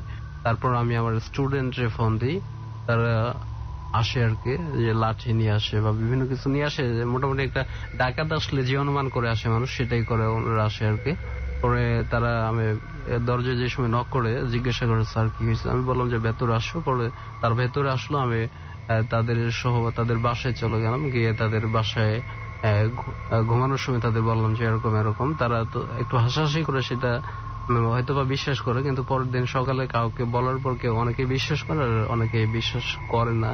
তবে বাড়ির মালিক সেটাকে রিসিভ করে কর্ডিয়ালি, কিন্তু উনি আমাকে বুঝতে দেয় না। আচ্ছা, কিন্তু এরপরে ওই বাসাতে আর কোন ধরনের কোনো ঘটনা কি আপনার সাথে ঘটেছে? এরপরে সর্বশেষ যেটা, আমি ওই বাসা থেকে একসময় চলে আসি, কিন্তু চলে আসার পর একদিন রাতের বেলায় আমি ঘুমাই আছি, দেখা যাচ্ছে যে ওই জায়গায় অনেক জোরে একটা বিকট শব্দ চালের উপরে কি জানে পড়ে যায়। পরে আমি লাফ দিয়ে বসে পড়ে আমার এরকম ভাবে বলতেছে আব্বা আব্বা, এরকম ভাবে আমার বাবাকে কল করতেছি। কিন্তু আমি এই জন্যই কল করতেছি, আমি যখন দেশের বাড়িতে থাকতাম আমার পাশে পাশে আমার বাবা থাকতো, আমি সম্ভবত এটা ভেবে ডাকতেছি আব্বা করে, যে যেন আমার বাবা উঠে এসে আমায় হেল্প করে। কিন্তু তখন আমার মনে হলো যে আসলে আমার বাবা তো এই জায়গায়, আমি অলরেডি গাজীপুরে আছি। আপনি কি এইসব কারণেই কি আপনি সেই বাড়ি থেকে চলে আসেন? না, সর্বশেষ যখন চলে আসি আসলে ওই জায়গায় আমি আমার ফ্রেন্ডদের কথা দিই যে আমি তাদের সাথে মেচে চলে যাব, সেই জন্য আপনি? হ্যাঁ, না তারপর চলে আসি নেই। এই যখন একটা দুটানায় ছিলাম তখন দেখা যাচ্ছে একদিন আমি রাতের বেলায় বাসায় যাওয়ার পর ওই বাসায় গিয়ে লাইটটা ফিউজ ছিল। আমি যখন লাইটটা জ্বালানোর পরে আমি একটু, আর আমার হাতে আরেকটা লাইট ছিল, যে ব্যাগের আমার একটা বইয়ের ব্যাগ ছিল, ওই ব্যাগটার আড়ালে অন্ধকার ছিল। আমি ভাবলাম যে বৃষ্টির দিন ছিল, তখন ভাবলাম যে আশেপাশটা দেখেনি, আসলে বৃষ্টির দিন ভেতর কিছু একটা ঢুকতে পারে। আর রুমটার অবস্থা তেমন ভালো ছিল না। পরে আমি লাইট দেওয়ার পর দেখি একটা ব্যাঙের মতো কি জানি মুখ দেখা যায় আর কি। একটু পরে যখন ওই লাইটটা লাগে ওইটা সরে আর কি আমার বিছানার দিকে দেখি যে একটা বড় গোখরা সাপ যাচ্ছে, বিশাল বড় সাপ। তো এরপরেই আপনি মূলত ওই বাড়িটা ছেড়ে দেন, এবং আপনি যেটা আগেই শুনেছিলেন এই বাড়িতে মানে কিছু প্যারানরমাল জিনিসের উপস্থিতি আছে, সেটাও আপনি টের পেয়েছেন যে কয়েকটা রাতে। তো এই হচ্ছে আপনার ঘটনা। ও আরেকটা ইম্পর্টেন্ট ব্যাপার হচ্ছে, ওই যে যার বাড়িটা ছিল উনি বাড়িটা বিক্রি করে চলে যায়, উনি নাকি ভূতের ভয়ে বাড়িটা বিক্রি করে চলে গেছে, এমন একটা কথা আমি বাইরের লোকদের শুনতে পেয়েছি। তো এখনো কি সেই বাড়িটা আছে? যেটা ভেঙে ফেলা আছে এখনো? তো মানুষজন নিশ্চয়ই এখনো আছে? হ্যাঁ, আছে। তো আমি জানি না সেই বাড়ির মানুষজন আসলে ভূতের অস্তিত্ব টের পায় কিনা, এবং আপনি পরবর্তীতে কারো কাছে কিছু জানতে পেরেছেন ওই বাসার কোন? এখন আমি ওইদিকে যাই না, আসলে এখন আপনার লেটেস্ট নিউজ আসলে ওই বাসা সম্পর্কে জানা। তো যাই হোক হাসান ভাই, নিঃসন্দেহে মানে এটা হয়তো বা আমরা যারা যারা শুনছি এই মুহূর্তে ডর, অনেকে অনেক সেফ জোনে বসে ডর শুনছি, এইগুলো আমাদের কাছে খুব বেশি ভয়ের উদ্রেক নাও করতে পারে, কিন্তু আপনি যদি ওই এনভায়রনমেন্টে চলে যান, ওই এনভায়রনমেন্টে যদি পড়েন, তাহলে আপনি বুঝতে পারবেন যে আসলে প্রকৃত ভয়টা আসলে কিরকম হতে পারে। এনিওয়েজ হাসান ভাই, অনেক অনেক ধন্যবাদ আপনাকে আমাদের এই জার্নিতে জয়েন করার জন্য। ধন্যবাদ আপনাকে।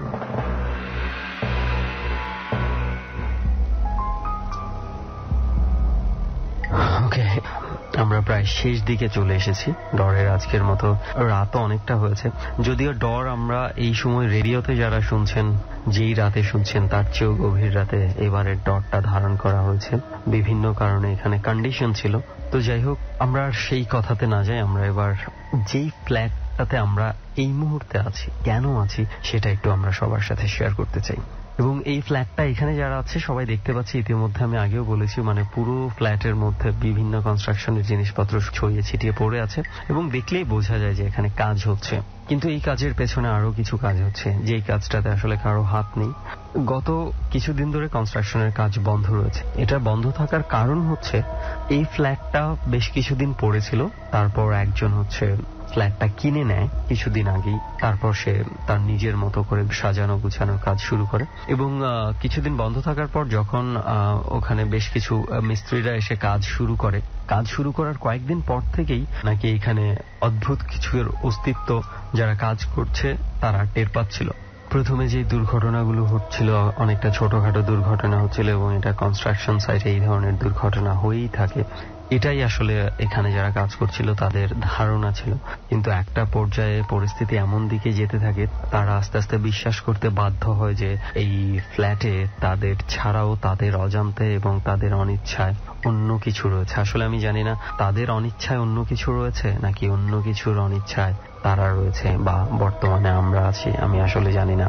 ঘটনাগুলো এমন ঘটতে থাকে, ধরেন এখানের মিস্ত্রিরা কাজ করছে, কেউ কিছু হঠাৎ করে মানে কারো গায়ে কোনো কিছু এসে পড়ে যাচ্ছে, মানে যেটা অনেক দূরে ছিল, প্লাস্টিকের কোনো কিছু রাখা ছিল, অ্যাজ ইফ মানে কেউ ছুঁড়ে মেরেছে, এই ধরনের ঘটনা। এটা নিয়ে এখানে যারা কাজ করে তাদের মাঝে কয়েকবার ঝগড়াও হয়েছে, কিন্তু একটা পর্যায়ে তারা ফিল করে যে আসলে এটা কেউ দুষ্টুমি করে বা কিছু করে করছে না। কারণ হচ্ছে যে এরকম রুমেও ঘটনা ঘটেছে যে ওখানে আশেপাশে কেউ নেই, কিন্তু হঠাৎ করে কেউ একজন ঢিল ছুঁড়েছে, এবং মাঝে মাঝে হয় যে আপনাকে সতর্ক করছে।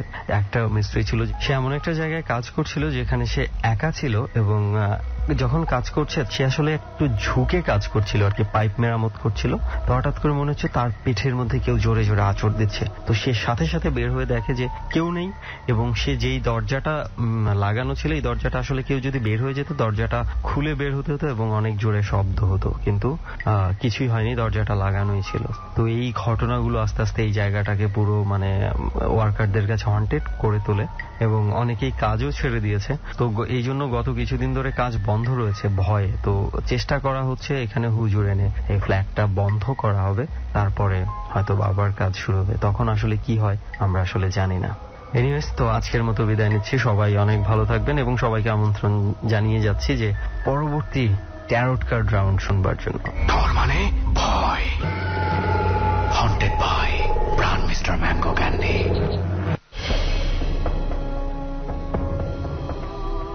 পাঁচ মিনিটের ছোট্ট একটি বিরতির সময় হলো প্রিয় শ্রোতা। 5 মিনিট পর ঠিক রাত 12টায় ট্যারোট কার্ড স্পেশাল রাউন্ড শুরু হচ্ছে ডরে। এখান থেকে ছোট্ট একটা মোড় ঘুরে ডর একটু অন্যরকম হয়ে যাবে ঠিক রাত 12টায়। ডরের special round tarot card segment শুরু হবে tarot card reader specialist Reza ভাই উইথ মি আরজে কিবরিয়া। ঠিক রাত 12টায় অন্যরকম একটা উন্মাদনা, অন্যরকম একটা আলোড়ন, অন্যরকম একটা ইকুয়েশন নিয়ে আপনাকে আমন্ত্রণ জানাবো, এবং আজকের এই 1 ঘন্টাটি আপনাকে অন্যরকম কিছু প্রশ্নের মুখোমুখি দাঁড় করিয়ে দেবে। অপেক্ষা করুন মাত্র 5 মিনিট। ডর।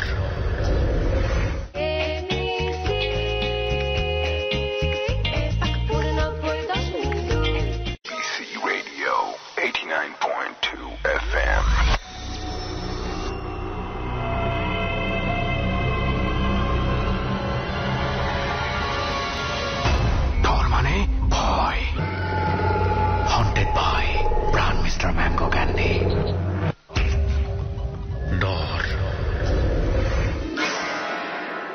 প্রিয় শ্রোতা, আবারও আমন্ত্রণ জানাচ্ছি আপনাদেরকে ডরের স্পেশাল সেগমেন্ট ট্যারট কার্ড রাউন্ডে। আমি আরজি কিবরিয়া এই মুহূর্তে আপনার সঙ্গে আছি। গত সপ্তাহে আমরা এমন একটা জায়গায় শেষ করেছিলাম যেখানে অনেকেই অনেক বেশি ক্ষোভ ছেড়েছেন, ফেসবুকে আমরা দেখেছি, এবং সময় স্বল্পতার কারণে আমাদের ভাবে শেষ করতে হয়েছিল। এখানে সাসপেন্সের কিচ্ছু নেই, আমরা একেবারে সলিড থাকার চেষ্টা করি আপনাদের কাছে। সাসপেন্স যদি হয়ে যায় সেখানে আমাদের কিছুই করার থাকে না।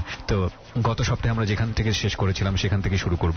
অনুষ্ঠানের নিয়ম অনুযায়ী আপনাদের সবাইকে স্পেশালি ইনভাইট করছি ডরে, এবং ডরের স্পেশাল সেগমেন্ট শুরু হয়ে গেছে। আরজি কিবরিয়া আপনাদের সাথে আছে। ইনফ্যাক্ট গত সপ্তাহে যে বন্ধুরা এখানে স্ট্যান্ড বাই ছিল তারা এখনো আছে। ইট ইজ কোয়াইট রেকর্ডেড ওই পার্টের, সেই অর্থে আমরা বলছি তারা এখনো আছে, এবং সেই পার্টটা আমরা আগে শুনে নেব। তারপর আমরা এই সপ্তাহে যারা আমাদের সঙ্গে যোগ দিয়েছে তাদের সঙ্গে আমরা ইন্ট্রোডাকশনে যাব। এই ফাঁকে আপনাদেরকে বলে নিই, গত সপ্তাহে আমাদের একটা স্টোরি জায়গায় আমাদেরকে একটু থামতে হয়েছিল। নটিংহাম প্লেসের লন্ডনের কোন একটা জায়গার একটা বিশেষ ঘটনা রেজা ভাই বলছিলেন, ওই জায়গাটা থেকেই ফিরবো। এবং একই সাথে মরিয়মকে আমরা পেয়েছিলাম গত সপ্তাহে, যার কথাটা আমাদের জানার কথা ছিল কিন্তু সময়ের অভাবে আমরা জানতে পারিনি। তো মরিয়মের কথাটাও আমাদের এই পার্টে থাকবে। এবং যারা এই পার্টিতে যোগ দিতে চান ফেসবুকে চলে আসবেন। ফেসবুকের ঠিকানা হচ্ছে www.facebook.com/dortarot DAARTAROT। লাইক দিয়ে দেবেন, কানেক্টেড হয়ে যাবেন। এই পেজটি ডিল করে সম্পূর্ণ আমাদের ট্যারট কার্ড রিডার রেজা ভাই। রেজা ভাই, আমরা যেখানে ছিলাম, আপনি নটিংহাম জায়গার কোন একটি মাদ্রাসার নামটা বলছিলেন না, ওখানকার একটা বিশেষ ঘটনা, কোন একটা ছেলেকে নিয়ে একেবারে অধিভৌতিক আপনি যেটা বলছিলেন যে মানে সূরা জিন তেলাওয়াত করছিলেন। হুজুর তখন সূরা জিন তেলাওয়াত করতেছে, সে উল্টা করতেছে, সাথে সাথে উল্টাই ফেলতে, এবং হুজুরের চেয়ে ফাস্ট। হুজুর সূরা জিন পড়া শেষ, আর পিচ্ছি পুরাটা উল্টাই ফেললো। তখন উনি আয়াতুল কুরসি পড়া শুরু করলো হুজুর। তো আমি একটু পারতাম, আমি একটু ফিস করে, মানে মোস্ট পাওয়ারফুল। তো আমি এখানে একটু ড্রপ করবো, সরি, মাফ করবেন আমাকে। আয়াতুল কুরসি খুব ছোটবেলায় মার পাশে শুয়ে শুয়ে আমি শিখেছিলাম। আলহামদুলিল্লাহ আমি জীবনে বহু জায়গায় এই দোয়াটা পড়ি, এবং আয়াতুল কুরসি এরকমও হয়েছে আমার স্বপ্নের মধ্যে আমি খুব বিপদগ্রস্ত, এই সময় আমি আয়াতুল কুরসি পড়া শুরু করেছি। এবং বিশ্বাস করবেন কিনা জানি না, মানে মেঘ মুক্ত আকাশ যেরকম হয়ে যায়, মুহূর্তের মধ্যে মেঘ সরে গিয়ে যেরকম ভিডিওর সামনে হয় না, একদম ফাস্ট গেলে, এত অদ্ভুত এই জিনিসটা এবং এত শক্তি, আলহামদুলিল্লাহ। তারপর আয়াতুল কুরসি পড়া শুরু করলো। আয়াতুল কুরসি অর্ধেক পড়া শেষ, হুজুর একটু স্লো পড়া শুরু করছে। সূরা জিন তো খুব ফাস্ট পড়ছে, তো আয়াতুল কুরসি যে মসজিদে নামাজ যেরকম পড়া এরকম আস্তে আস্তে পড়তেছে। তো পিচ্ছি আস্তে আস্তে উল্টাচ্ছে সব পিচ্ছি। তখন আমি দেখতেছি চোখ টোক উল্টা যাচ্ছে আস্তে আস্তে, পিচ্ছির চেহারাটাই ভয়ঙ্কর হয়ে যাচ্ছে আস্তে আস্তে। তখন আমি হুজুরকে বলছি, হুজুর শুনেন। হুজুর তো আমার কথা শুনে না। তখন আমি ইংলিশে সব পিচ্ছিরে বললাম, তোমরা দোয়া পড়া শুরু করো, সবাই একসাথে আয়াতুল কুরসি পড়ো। আমি শুধু কথা বলছি যে হুজুর স্টার্ট ফ্রম দ্য বিগিনিং। তখনই হুজুর করলো কি, আবার শুরু করলো আয়াতুল কুরসি পড়া, সব পিচ্ছি একসাথে পড়া শুরু করলো। 13টা বাচ্চা আর হুজুর প্লাস আমি, মানে 15 জন পড়তেছে। আর ওদিক দিয়ে সে বাচ্চাটা একা আয়াতুল কুরসি পড়তে পড়তে বাচ্চা তো আর পারতেছে না, মানে সে পুরো ঘেমে গেছে এবং সে লাল হয়ে গেছে পিচ্ছিটা। তো সেক্ষেত্রে হলো কি 14 গুণ পাওয়ার বেড়ে গেল আমাদের। তখন আস্তে আস্তে আস্তে আস্তে আস্তে আয়াতুল কুরসি শেষ হতে বাচ্চাটা আস্তে করে জাস্ট অজ্ঞান হয়ে গেল। জাস্ট 10 সেকেন্ড পরে বাচ্চাটা জ্ঞান ফিরল। বাচ্চার কিছুই মনে নেই, তখন তাদেরকে আমরা কিছু বুঝতে দেয় নেই। বাকি যারা দেখছে তাদেরকে আমরা সাইডে নিয়ে বললাম, তুমি কিছু ওদেরকে বলো না। হুজুর তো বাচ্চার কাছে আছে, ইমরানের কাছে। আমি বাচ্চাকে নিয়ে গেলাম, গিয়ে দেখি জানালা একটা রড ভাঙা, ওই রুমের জানালার যেটা খুব মজবুত একটা রড ভাঙা। তখন আমি বুঝলাম যে চলে গেছে, সে এই জানালাটা ভেঙে চলে গেছে, সে আর কখনো আসবে না। তারপর থেকে তো আমি আর জানি না, হয়তো ইমরান এখন অনেক বড় হয়েছে, মানে আপনি চোখের সামনে নিজে দেখেছেন। কিন্তু এটা আপনি কেন বললেন, মানে ঘটনাটা কোন প্রেক্ষাপটে? এই জন্য বললাম, আমাদের সমাজে অনেক এরকম ঘটনা ঘটে, জিনে ধরা রোগী থাকে, আমরা জানি না কি করতে হবে। তো আয়াতুল কুরসি একটা বেসিক সূরা, কিন্তু সায়েন্স কিন্তু এই বিষয়টাকে কিন্তু এভাবে দেখে না। সায়েন্স দেখে না। তখন আমি যদি ডাক্তার নিয়ে আসতাম এইসব ক্ষেত্রে, 13 বছরের বাচ্চা কোরআন শরীফের মুখস্থ না, সে প্রতিটা আয়াত বলে দিচ্ছে না। এই জিনিসগুলো আসলে সায়েন্সের জায়গা থেকে হয়তো সায়েন্স তার মতো করে একটা ব্যাখ্যা নিশ্চয়ই দাঁড় করাতে পারবে। আমরা কিন্তু একটা জিনিস বারবারই বলি আপনাদেরকে, যে সায়েন্সের সাথে ডিবেট করা কিংবা কোন একটা জিনিস বিশেষভাবে আপনার মধ্যে বিলিভ ঢুকিয়ে দেওয়া, কোন একটা রিলিজিয়াস জায়গা নিয়ে তর্ক বিতর্ক করা, এটা কিন্তু আমাদের অনুষ্ঠানের উদ্দেশ্য নয়। প্রত্যেকের বিলিভের জায়গা থেকে ব্যাপারটাকে তুলে ধরছি। বিশ্বাস করা না করা একেবারেই আপনার ব্যক্তিগত ব্যাপার, সেই জায়গাটিতে আমাদের যথেষ্ট শ্রদ্ধা আছে। ট্যারট কার্ড যদি আমরা নামটা রেখেছি, আসলে শুধুমাত্র ট্যারট কার্ড রাউন্ড না আমরা আমাদের এই অনুষ্ঠানটা, এটা একটা পুরোটাই আমরা বলতে পারি অধিভৌতিক বিভিন্ন ঘটনা নিয়ে আমরা রেজা ভাইকে এখানে মেন্টর হিসেবে পেয়েছি। এবং আমরা বলছি ডর মানে ভয়। ইনফ্যাক্ট ভয় মানুষের জীবনের অবিচ্ছেদ্য একটা অংশ, মানুষ প্রতিনিয়তই ভয় পায়। সেই জায়গাটি থেকে আমরা আমাদের এই অনুষ্ঠানটিকে একটু ইন্টারেস্টিংলি আপনাদের সামনে প্রেজেন্ট করবার চেষ্টা করছি। আমরা চেষ্টা করছি ভয়ের জায়গাটি আপনার মধ্যে কিভাবে কাজ করতে পারে। তো সেই জায়গাটা থেকে যদি আপনি চিন্তা করেন, তাহলে আপনি আমাদের এই অনুষ্ঠানের এই জায়গাটাকে ফান বা মজার জায়গা থেকে নিতে পারেন। আর বিলিভের জায়গাটাতে আপনি যদি বিলিভ করেন তাহলেও আপনার প্রতি আমাদের রেসপেক্ট, যদি বিলিভ না করেন তাহলেও আপনাদের প্রতি শ্রদ্ধা। এবং আমরা এখান থেকে কোনোভাবেই আপনাকে কোনো বিশেষভাবে কোনো বিশেষ দৃষ্টিভঙ্গির দিকে, ইজমের দিকে আপনাকে অবশ্যই ইনফ্লুয়েন্স করছি না, সচেতনভাবেও করছি না এবং অবচেতন মনেও করছি না। এটা আমরা আমাদের জায়গা থেকে বলিষ্ঠভাবে বলতে পারি। কিন্তু আপনি যদি ইনফ্লুয়েন্স হন, তাহলে আমরা আপনাকে বলবো যে ভালো জিনিস যদি সেটা আপনার জীবনে হয় তাহলে আপনি হতে পারেন, আর খারাপের দিকে অবশ্যই আপনি ইনফ্লুয়েন্স হবেন না। ওকে রেজা ভাই, আমাদের যেই বোনটি গত সপ্তাহে এসেছিল সেই সপ্তাহেও আমাদের সঙ্গে আছে মরিয়ম। আপনার পরিচয়টা একটু বলেন, আপনার বয়স কত? আমার নাম মরিয়ম আক্তার, বয়স 18। আচ্ছা, তো এই ট্যারট কার্ডে তুমি কেন আসলা? আমি এখানে আসছি আসলে আমার বাবার জীবনে একটা ঘটনা ঘটে গেছে, সেটা মানে আমি জানতে আসছি যে আসলে কি সেটা মানে আমরা যেটা মনে করতেছি যে মানে ভৌতিক কোনো কাহিনী নাকি। এটা কি তুমি নিজে দেখেছো নাকি বাবার কাছ থেকে শুনেছো? বাবার কাছ থেকে শুনেছি। বাবা বেঁচে আছে তোমার? জি। বাবা কেন আসলো না, তুমি কেন আসলে? বাবা হার্ট স্ট্রোক করে এখন প্যারালাইজড। কি ঘটনা আমাকে একটু বলো তো। এটা 5 বছর আগের কথা। আমার বাবা তখন একটা গার্মেন্টস এর চাকরি করতো, রাত্রে নাইটও করা হতো। তো সেইখানে বাবা মানে বাসায় এসে বলতো যে আমি যখন জানালার কাছে মানে বসে থাকতাম তখন মানে বাহিরে নাকি একটা মেয়ে দেখতে পেত। এটা ছিল একটা কচু ক্ষেত। প্রায় দিনই দেখতে পেত। তো বাবাকে নাকি সে মানে হাতে ইশারা করে ডাকতো। আচ্ছা। বাবা তাকে দেখে আর কি ধূমপান করে, তাকে যেভাবে রাগানো যায় বাবা সেগুলো করতো। তো হঠাৎ একদিন সেই মেয়েটা মানে খুব ভাবে বাবাকে ডাকতেছিল। তো বাবা এক সময় মানে প্রস্রাব করলো, মানে যেভাবে বলছে যে শরীরের উপর প্রস্রাব করলো। এর 5 দিন পরে বাবা স্ট্রোক করে, মানে ডান হাত আর ডান পা অবশ হয়ে যায়, প্যারালাইজড হয়ে যায়। প্রায় 1 সপ্তাহ মানে মুখ একদম বেঁকে গেছে, কথা বলতে পারতো না। এটাই বলতে চাইতেছি যে ওই ঘটনার পরে আসলে এরকম হইলো। তারপরে বাবা তো একদমই চলাচল করতে পারতো না। একদিন রাত্রেবেলা আম্মু বাবাকে যখন টয়লেটে নিয়ে যায় তখন নাকি বাবা কিছু একটা দেখছে। কিছু একটা দেখার পরে মুখ দিয়ে লালা থুথু পুরো মানে বের হয়ে মাটিতে বাবা পড়ে যায়। এই জন্য আসছি যে জানার জন্য আসলে কি বাবা মানে তুমি এটা জানার জন্য আসছো যে এটার কারণে এরকম কোনো কিছু হয়েছে কিনা। বাবা আজকে শয্যাশয়ী। রেজা ভাই কি বলবেন ব্যাপারটাকে? তোমার যে মোবাইলটা সাথে আছে এই জীবনের ফার্স্ট মোবাইল না, সিম কার্ডটা ফার্স্ট সিম কার্ড না। সিম কার্ডটা কেন চেঞ্জ করেছে, কবে চেঞ্জ করেছে? সিম কার্ড 1.5 মাস। তোমার ছেলেরা ফোন দিত? হ্যাঁ। 1.5 মাস আগে সিম কার্ড নেওয়া হয়েছে, আগে সিম কার্ডটা বন্ধ। এখন আসে বাবার বিষয়ে। তখন বাবার যে সমস্যাটা আমি যদি সলিউশন দিই এটা মানুষ হাসবে, সবার আগে ডাক্তার দেখাতে হবে। ডাক্তার কি বলছে? ডাক্তার বলছে যে ভালো হবে কিন্তু প্রচুর অর্থ ব্যয় হবে। কথা বলতে পারে?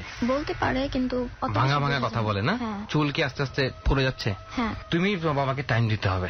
তোমার বাবাকে এখন কে দেখাশোনা করে? আমি সারাদিন বাবার সাথে বাসা থাকি। এখন যেটা লাগবে সেটা হচ্ছে বড়ি পাতা। এটা 1 সপ্তাহের জন্য, যদিও বিষয়টা হাস্যকর, আমার এগুলো বলতে হাস্যকর লাগে মাঝে মধ্যে। বুঝছেন রাজীব ভাই, আমি পুরো বিষয়টা আমি আনতে চাইবো না, কারণ এটা লিসনারদের আপনি যে সলিউশনটা দিচ্ছেন ওটাকে ব্যক্তিগতভাবেই দিবেন, বরং আপনি কোয়ারির জায়গা থেকে আরো কিছু কোয়ারি করলে কোয়ারি করতে পারেন। আপনার বাবার যে সমস্যাটা যেটা বললেন আমাকে, সেটা একটা জিন ছিল। এটা পিচাস বলি আমরা এটাকে। এই যে টয়লেট করার কথাটা বললেন, এটা ঢাকা শহরের মধ্যে হয় নাই। কোথায় ঘটনা এটা কি আপনি জানেন? না, বাবা মালিবাগে চাকরি করতো। কিন্তু যে বাথরুমে যে ঘটনাটা এটা শহরের বাইরের ঘটনা না, সেটা জানি না। এটা একটু জানে নিবেন আপনার আব্বুর কাছ থেকে। শহরের বাইরে কোনো জঙ্গলে এই টাইপের ঘটনা। যে মহিলাটার কথা বললেন সে মহিলা ছিল না, সে পুরুষ জিন ছিল। সে মহিলার রূপ ধরে আসছিল, তখন আপনার জন্ম হয়েছে অলরেডি। ওই জিন জানতো যে আপনার জন্ম হবে, আপনি খুব সুন্দর ছিলেন ছোটবেলায়। এইটা ছিল এই জিনের মূল উদ্দেশ্য, যাতে কোনোভাবে বাচ্চাকে ক্যাপচার করা যায় কিনা। আপনার কোনো বোন আছে আর? না।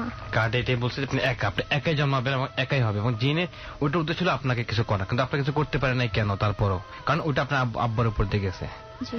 সায়েন্সের যুগে এগুলো হাস্যকর, কিন্তু এটাই ট্রু। যেহেতু ডাক্তার বলছে অর্থ ব্যয় হবে, তো ডাক্তার লিখিত দিবে আপনাকে? না। আমি লিখিত দিচ্ছি, আপনার বাবা সুস্থ হবে। অনেক লিসেনাররা আমার কথা শুনে হাসতেছে অলরেডি। আমি লিসেনারদেরকে প্রশ্ন করতে চাই, যখন ডাক্তাররা ফেল করে ডাক্তাররা কি উত্তর দেয়? আল্লাহর কাছে দোয়া করেন। ডাক্তারও জানে তার লিমিটেশন আছে, একটা লিমিটেশনের বাইরেও সুপারন্যাচুরাল পাওয়ার আছে। অফকোর্স আছে। মিরাকল ট্রিটমেন্টে অহরহ ঘটে। আপনার আব্বার বিষয়টা হচ্ছে এটা ছেলে জিন ছিল। হ্যাঁ, আর যে ঘটনাটা ঘটছে একটু যেহেতু কথা বলতে পারে একটু জানা নেবেন। শহরের বাইরে বলতেছে, মানে ঢাকা শহর। যদি আমরা ঢাকা শহর আগে ধরবো, আপনি যখন ঘটনা 5 বছর আগে ঘটনা বলতেছেন, 5 বছর আগে শহরটা ছোট ছিল। আমরা যে কোনো শহরের মধ্যভাগে ধরি আমরা শহর। এই যে জিনিসটা আপনার বাবার সাথে এখন আর নাই, কিন্তু সে এফেক্ট করে চলে গেছে। আপনি যতই হুজুর দেখান বলবে কিছু নাই। এটা হচ্ছে শিরার মাধ্যমে হয়। আপনার বাবার সাথে যেটা হয়েছে, ওনার ভেনের মধ্যে ঢুকে গেছিল জিনিসটা, খারাপ জিনিসটা শিরার সাথে ঢুকে শিরাকে বন্ধ করে ফেলছে, মানে ব্লাড সার্কুলেশন বন্ধ। আস্তে আস্তে আস্তে আস্তে মানুষ নিস্তেজ হয়ে যায়। এখন আমি যেটা সলিউশন আপনাকে দিব সেটা হচ্ছে আপনি 1 সপ্তাহ ট্রাই করেন। ট্রাই করার পরে আমি পরবর্তী সলিউশন দেবো। এটা 4টা সলিউশন আছে। ওকে, ফাইন। সলিউশনগুলো আপনি তাকে ব্যক্তিগতভাবে দেবেন। Thank you for coming here. আর তুমি যেন কি বলছিলে যে রেগুলার কোনো স্বপ্ন দেখো? আমি যেমন স্বপ্নে প্রায় দেখি সাপ, একদম কালো সাপ। যখন মানে প্রথম দেখি জাস্ট এমনি সাপ দেখি, দ্বিতীয়বার যখন দেখি মানে আমি যতবারই আমি দেখতাম, তাহলে জানতে পারবো। যতবারই আমি দেখতাম সাপ, আমি আম্মুকে বলতাম যে আম্মু আমি আজকে সাপ দেখছি। তো আম্মু বলতো যে না, এটা বলো না। তৃতীয়বারে যখন দেখতেছি তখন দেখি যে সাপটা ছোট, খুব ছোট, কিন্তু কার্টুনের মতো যে দেখতে ওরকম। আমি চোখ দেখতে পাইতেছি খুব সুন্দর, কিন্তু একদম কালো। সাপ সুন্দর? জি। অ্যাকর্ডিং টু রেজা ভাই, ট্যারট কার্ড রিড করলে তোমার যে কোনো সাইড এফেক্টে কোনো ক্ষতি হতে পারে। ইফ ইউ বিলিভ দিস, আমি বলবো না তোমাকে বিলিভ করতে, রেজা ভাইও বলবে না, এটাকে অনেকেই ফান হিসেবে দেখে। সো তুমি তোমার ব্যক্তিগত বিষয়, বাট আমরা তোমাকে ইন্সপায়ার করবো না এটাকে বিলিভ কর। You want to read? Okay, একটা কার্ড তোলো তাহলে। ওকে, দেখতে পারবে? উল্টাতে পারবে? আচ্ছা, উল্টাও। উল্টা টেবিল রেখে, টেবিলে রাখ।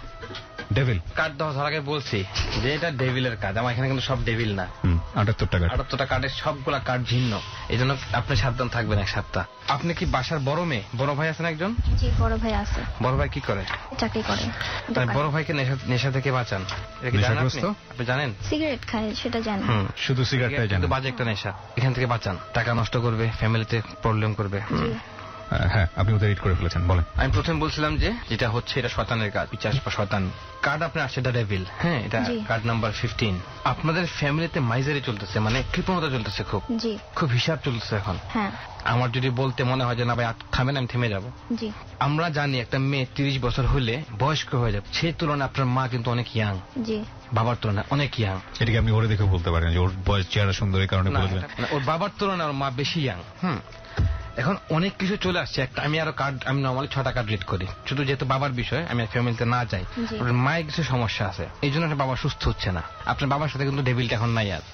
আচ্ছা, আমার মনে হয় খুব বেশি সেন্সিটিভ না হলে আমরা সেটা রেডিওতে না প্রচার করি, ওকে আমরা পার্সোনালি কাউন্সেলিং করি। আপনি কি চান সবাই শুনুক? কারণ বিষয়গুলো খুব সেন্সিটিভ হয়ে যাবে, পরিবারের বিষয় তো।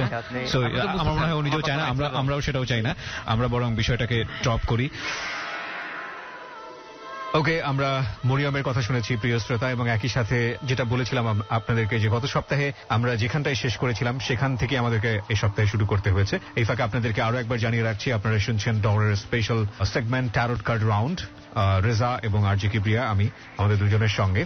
আজকে আমি এবং রেজা ভাই যে সিদ্ধান্তটা নিয়েছি সেটা হচ্ছে, এই ফেসবুকটা ওপেন হয়েছে আমাদের মাত্র কিছুদিন যাবত। ফেসবুকে আমরা প্রায় কয়েক হাজার মেসেজ পেয়েছি। আমার পার্সোনাল মেইলে কয়েকশো মেইল এসছে। এই মেইলগুলোর উত্তর দেয়া, যতটুকু সম্ভব আমাদের উত্তর দেয়া উচিত, এবং এই মুহূর্তে যারা ফেসবুকে আছেন তাদেরকে আমি ইন্সপায়ার করব ওখানে গিয়ে কমেন্টস করার জন্য। আমরা ডিরেক্টলি আপনাদের উত্তরগুলো দেবার চেষ্টা করব। এই ফাঁকে আমি আপনাদেরকে বলে দিচ্ছি আমার ফেসবুকের ঠিকানা, মানে আমাদের এই স্পেশাল রাউন্ডের যে ফেসবুকটি খোলা হয়েছে সেটার ঠিকানা www.facebook.com/DARTAROT DAARTAROT। আমি আবারও বলছি, www.facebook.com/DAARTAROT।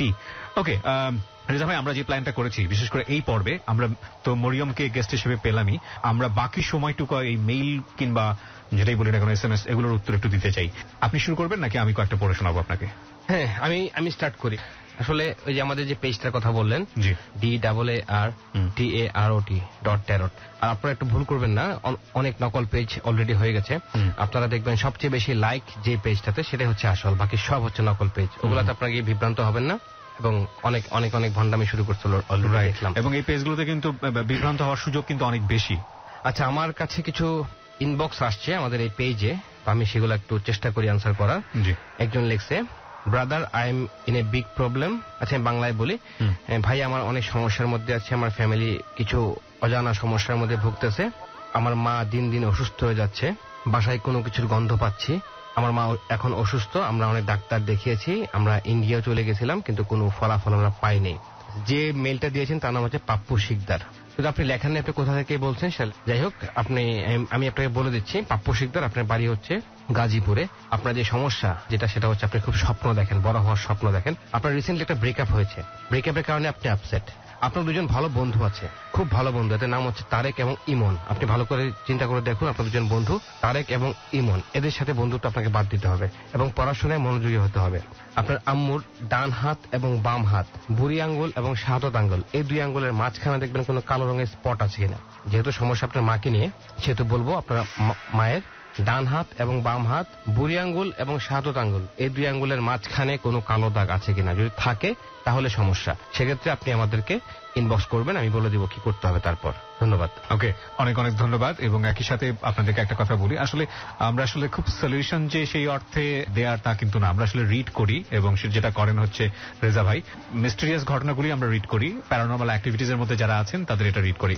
রেজা ভাই যে ঘটনাটা বললেন সেটা তার জায়গা থেকে, কিন্তু আপনি যে স্মেলের কথাটা বলছেন, এটা যদি সাইন্টিফিক ব্যাখ্যা আপনি চান তাহলে নিশ্চয়ই এটা সাইন্টিফিক ব্যাখ্যা ডক্টররা দিতে পারবেন, এবং আমি আপনাকে ইন্সপায়ার করবো বেশি বেশি করে আরো ভালো ভালো ডাক্তারের কাছে যাওয়ার জন্য। আচ্ছা, এখানে আমি একটা আপনার পাশাপাশি পড়তে চাই, ঠিক মেইল বলবো না আমি, এটা নুন নাহার মেইল থেকে এটা এসছে, কিন্তু যে লোকটি এটা পাঠিয়েছেন সেটা হচ্ছে ডক্টর মোহাম্মদ নুরুদ্দিন। তিনি একটা ভয়েস রেকর্ড করে আমাকে মেইল করেছেন, আমি একটু রেকর্ডটা আপনাদেরকে শোনাতে চাই। আমি ডাক্তার মোহাম্মদ নুরুদ্দিন সোহাগ চট্টগ্রাম থেকে বলছি। আমার মোবাইল নাম্বার 018।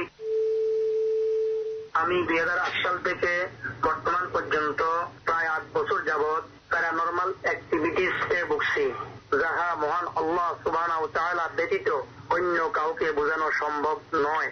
প্রায় শতাধিক ডাক্তার, যেমন medicine specialist, neuro medicine specialist, psychiatrist, physiotherapist, কবিরাজ, ওঝা বৈদ্য, ম্যাজিশিয়ান, ফিজিশিয়ান, জ্যোতিষ, গণক পরামর্শ ও চিকিৎসা গ্রহণ করেছি।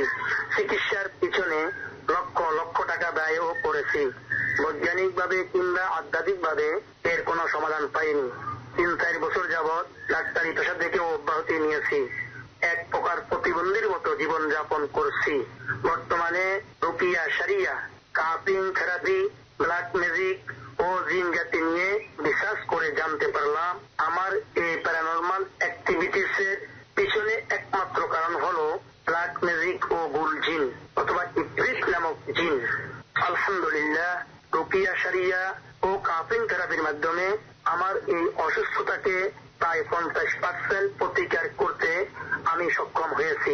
100% উত্তীর্ণ হওয়ার জন্য রিসার্চ চালিয়ে যাচ্ছি। আমি এবিসি রেডিওর দর অনুষ্ঠানের এরর কার্ডের আবিষ্কারক জনাব রেজা ভাইকে শ্রদ্ধার সাথে অনুরোধ করে বলছি, আমার উপর অর্পিত ব্ল্যাক ম্যাজিক এবং জিনের আক্রমণ দ্বারা সৃষ্ট রোগ থেকে মুক্তির জন্য এরর কার্ড রিড করে কিংবা আপনার এক্সপেরিয়েন্সের মাধ্যমে সুপরামর্শ দিয়ে আমাকে উপকৃত করিলে আমি আন্তরিকভাবে আপনার নিকট চিরকৃতজ্ঞ থাকিব। আচ্ছা, না রেজা ভাই, আপনার কাছে যাওয়ার আগে ভদ্রলোক ওনার ছবিও পাঠিয়ে দিয়েছেন। এই হচ্ছে ওনার ছবি এবং ওনার কাজের মধ্যে অনেক অনেক বেশি মিল। পুরোটাই তো শুনলাম আমরা, এবার আপনার কি বলার? আচ্ছা, উনি একটা কথা বলছেন রোকেয়ার কথা। ওনার নাম তো নুরজান ভাই, রোকেয়া নুরুদ্দিন ভাই। রোকেয়ার কথা যে বলছেন, সে রোকেয়া জিনিসটা খুবই এফেক্টিভ এবং কাজের। ব্ল্যাক ম্যাজিক 2 ভাবে দূর করা যায়। একটা হচ্ছে ব্ল্যাক ম্যাজিক দ্বারা ব্ল্যাক ম্যাজিক দূর করা যায়, একটা হচ্ছে রোকেয়ার মাধ্যমে দূর করা যায়। আপনি রোকেয়ার মাধ্যমে 50% সমাধান পাইছেন, কিন্তু আমাদেরকে বলেন নাই যে কিভাবে আপনি রোকেয়া করছেন। সেক্ষেত্রে আমি বলতে পারতাম সেটা কি সঠিক নাকি ভুল। রোকেয়া করার জন্য 3টা দোয়া সবচেয়ে ইম্পর্টেন্ট, সেটা হচ্ছে আলহামদু সূরা, সূরা ফালাক, সূরা নাস। সবচেয়ে ইম্পর্টেন্ট এই 3টা দোয়া। সূরা হুদের শেষের আয়াতগুলো ইম্পর্টেন্ট, এগুলো দিয়ে রোকেয়া করা যায়। আপনার যে সমস্যাটা 50% সমাধান বলছেন, ব্ল্যাক ম্যাজিক যদি করা হয়ে থাকে, আমি আপনার কার্ড দেখলাম, মানে আপনার কথা শুনে আমি বুঝতে পারছি মোটামুটি। আপনার কার্ড দেখার পর আমি জানতে পারলাম এটাই, আপনার বাসার বালিশ এবং তোষক এগুলোর ভিতরে দেখবেন তাবিজ একটা আছে, অবশ্যই থাকবে। যদি আপনার উপর আসলে ব্ল্যাক ম্যাজিক করা হয়, আমি কার্ডে দেখতেছি আপনার উপর ব্ল্যাক ম্যাজিকের এফেক্ট এখন নাই।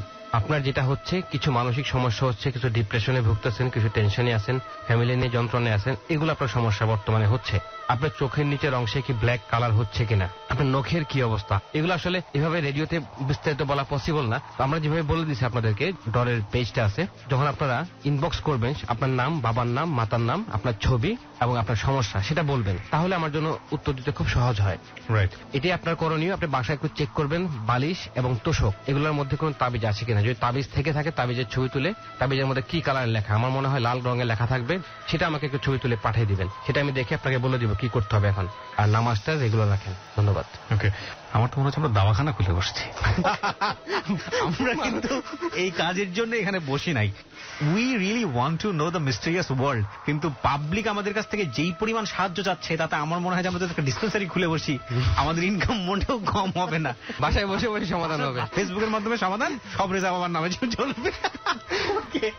না, আসলে এটা কিন্তু আমাদের উদ্দেশ্য না, কিন্তু সবাইকে এগুলো একটা বিষয় একটু বলতে চাই, সেটা হচ্ছে সবাই কেন মানে এটার প্রবলেম কিভাবে সলভ করা যায় এটা কেন বলছেন। আমরা আসলে কিন্তু প্রবলেম সলভ করার জন্য বসিনি, এবং রেডিওর জায়গা থেকে এ ধরনের সমাধান নিয়ে কথা বলাটা এটা রিয়েলি অ্যাবসার্ড এবং এটা কোয়েশ্চেনেবল, এটা নিয়ে প্রশ্ন উঠবে আমি জানি।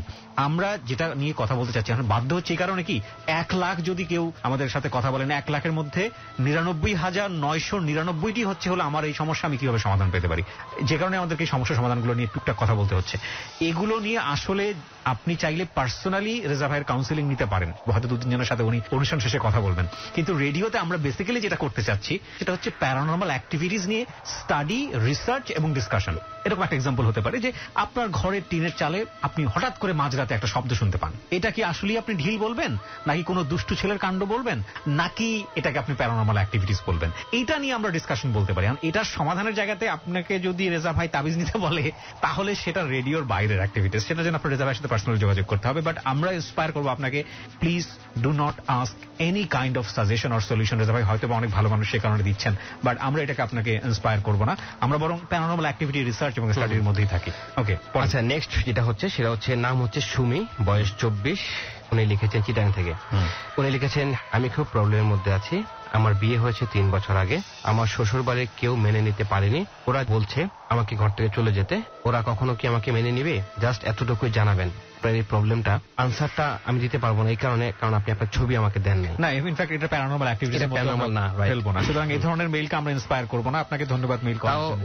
ওনাকে একটা জাস্ট কথা বলে, যেহেতু উনি কষ্ট করে মেইল করছে আমাদেরকে, শুধু আপনি একটা কাজই করবেন, আপনার শ্বশুর শাশুড়িকে সেবা করবেন, ইনশাআল্লাহ সমাধান হয়ে যাবে। ওকে প্রিয় শ্রোতা, আমরা এই জায়গায় ছোট্ট একটা বিরতি নেব। আপনারা শুনছেন ডরের special segment tarot card round. আমরা আসলে আজকের পর্বটি মূলত সাজিয়েছি আপনাদের মেইল কিংবা আমরা যারা ফেসবুকে যে বিভিন্ন রকমের কমেন্টস পেয়েছি সেগুলোর রিপ্লাই নিয়ে। বাট আমরা স্পেশালি আপনাদেরকে ইন্সপায়ার করছি, বারবার বলছি, do not ask any kind of solution. আমরা শুধু প্যারানরমাল অ্যাক্টিভিটিস গুলো নিয়ে স্টাডি, রিসার্চ এবং ডিসকাশন করতে চাই। একটা অ্যানালাইসিস আপনি জানতে চাইতে পারেন, ডিসকাশন করতে পারেন, কিংবা রেজা ভাইয়ের একটা বিভিন্ন দৃষ্টিভঙ্গি জানতে পারেন, কিন্তু এটা নিয়ে সমাধান কি হবে সেটার কোনো সলিউশন আমরা আমাদের রেডিওতে ইন্সপায়ার করি না। যদিও টুকটাক আমরা ওই বিষয়গুলো নিয়ে কথা বলতে বাধ্য হচ্ছি বিকজ অফ আপনাদের ডিমান্ডের জন্য, কিন্তু আমরা ফুললি আপনাকে এই জায়গাটা ইন্সপায়ার করবো না এবং আমরা এখান থেকে বের হয়ে আসার চেষ্টা করছি। ওকে, আমরা ছোট্ট একটা বিরতি নেব, মাত্র 4 মিনিটের। ডর মানে ভয়, হন্টেড বাই প্রাণ মিস্টার ম্যাঙ্গো ক্যান্ডি। ডর FM 89.2। কাঁচা খেয়ে ফেলার ভয়াবহ স্বাদ নিয়ে প্রাণ মিস্টার ম্যাঙ্গো ক্যান্ডি এখন ডরের সাথে। ডরের মুহূর্তগুলো আরো বেশি কাঁচা এবং টাটকা করতে সাথে রাখো প্রাণ মিস্টার ম্যাঙ্গো ক্যান্ডি, কারণ ডর মানে ভয় আর ক্যান্ডি মানেই প্রাণ মিস্টার ম্যাঙ্গো ক্যান্ডি। আপনি জানেন কি, মাথা ব্যথা নিয়ে এবিসি রেডিও শুনলে মাথা ব্যথা নিমেষেই চলে যায়। তাই আজই ডাউনলোড করুন এবিসি রেডিও অ্যাপ। আর মাথার ব্যথাটাকে বলুন good bye. Get the ABC Radio app, now available on Google Play Store and on the App Store. 9.2 FM.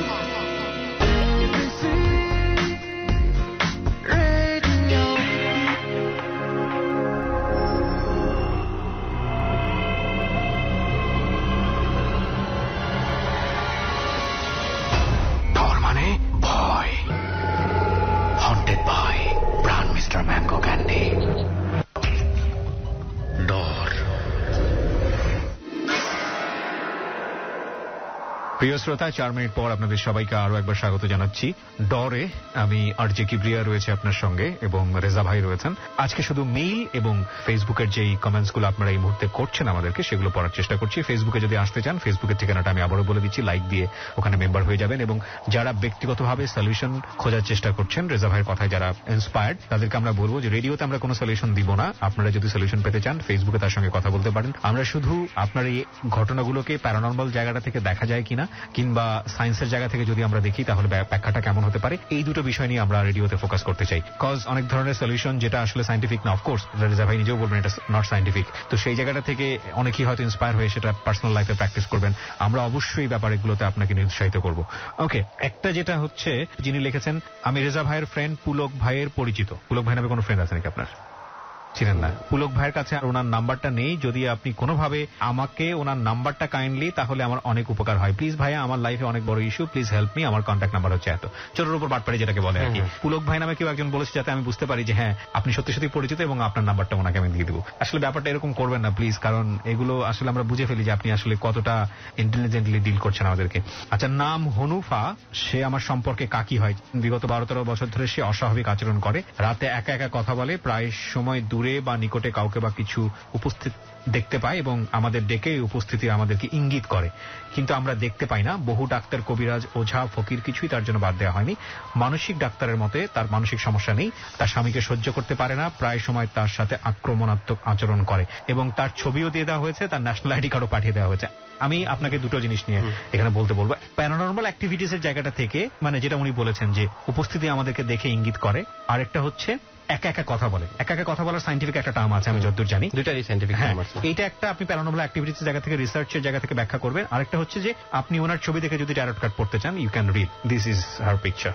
যে মহিলাটা আমাদেরকে ইমেল করেছে হনুফা, ওনার যে প্রবলেমটা, কিছু কিছু মানুষের অদৃশ্যকে দেখা বা হঠাৎ করে কোনো কিছু দেখে ফেলা, ভয় পাওয়া, রাতে একা একা হাঁটা, এগুলো বৈজ্ঞানিক ব্যাখ্যা অবশ্যই আছে। আপনারা জানেন একটা মুভি ছিল হিন্দিতে, নাম হচ্ছে ভুলভুলাইয়া।